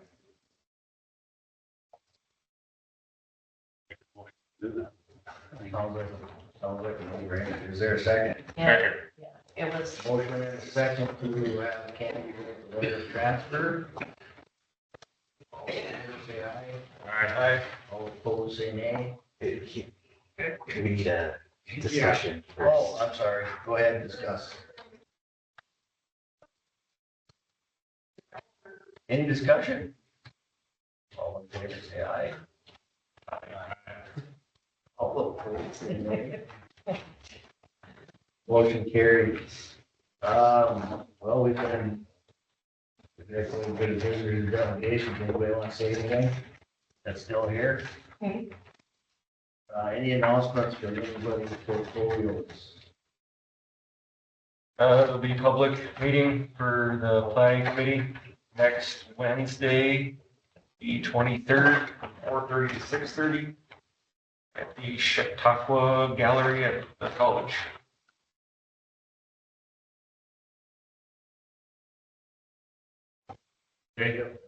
April 23rd. Yep. I have just a question about Cropper.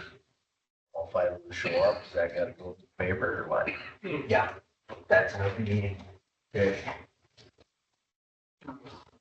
Anyways, It's open anyways, but I think it should at least be noticed if more than two county commissioners intend to be present, that it's also a impromptu or informal meeting of the county commission. If Even though we're not hosting the meeting? we're not hosting, but any meeting of the county commissioners, if it's quorum, it's quorum. As in all things, it's better to be overly cautious for open meetings than it is to. So I'm assuming that the engineering company's not gonna be taking minutes unless, you know, I mean. Just be taking notes, but that's about it. Minutes. That's probably for the best. I mean, I think the planning and zoning board or the committee should probably be taking minutes of these things anyways. Especially because it's going to be such a hot button topic. And if, I don't know who the planning and zoning committee wants to have take those notes or minutes, but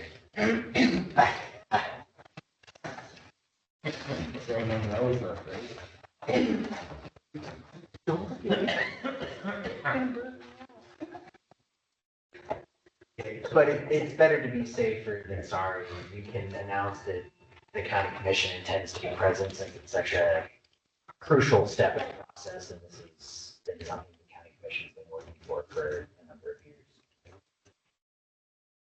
years.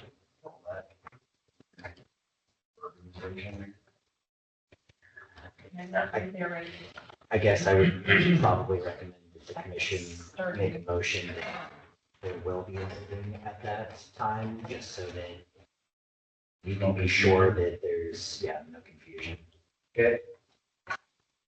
I would move that this meeting of the planning commission, committee, whatever it is, next Wednesday be considered an official commission meeting. Okay, is there a second? I'm just gonna. Hearing none, all in favor say aye.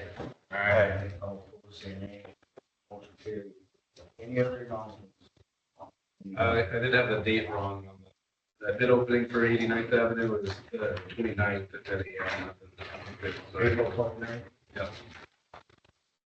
Yep, could you go to the captions? I did. Third? Yep. What time was that, Paul? 10 a.m. Coming up. I think I've filled in for you last couple times, and it's okay because I was there anyway on joint board stuff, so. Yeah. So I told them no problem. Thank you. Glad to do it.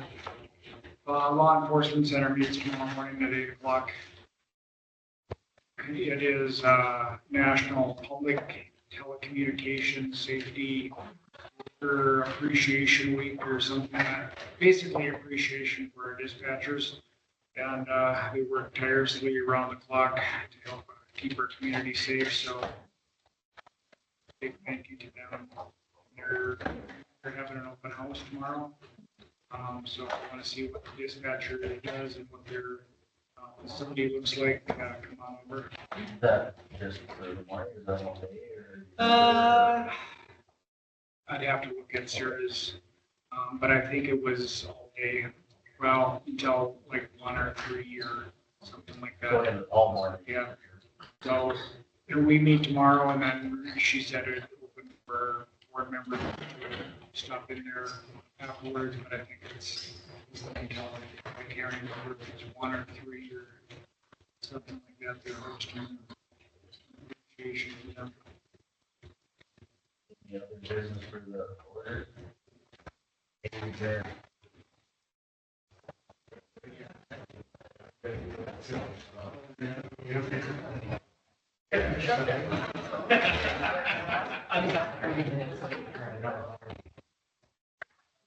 Usual. Carolyn board, that's me.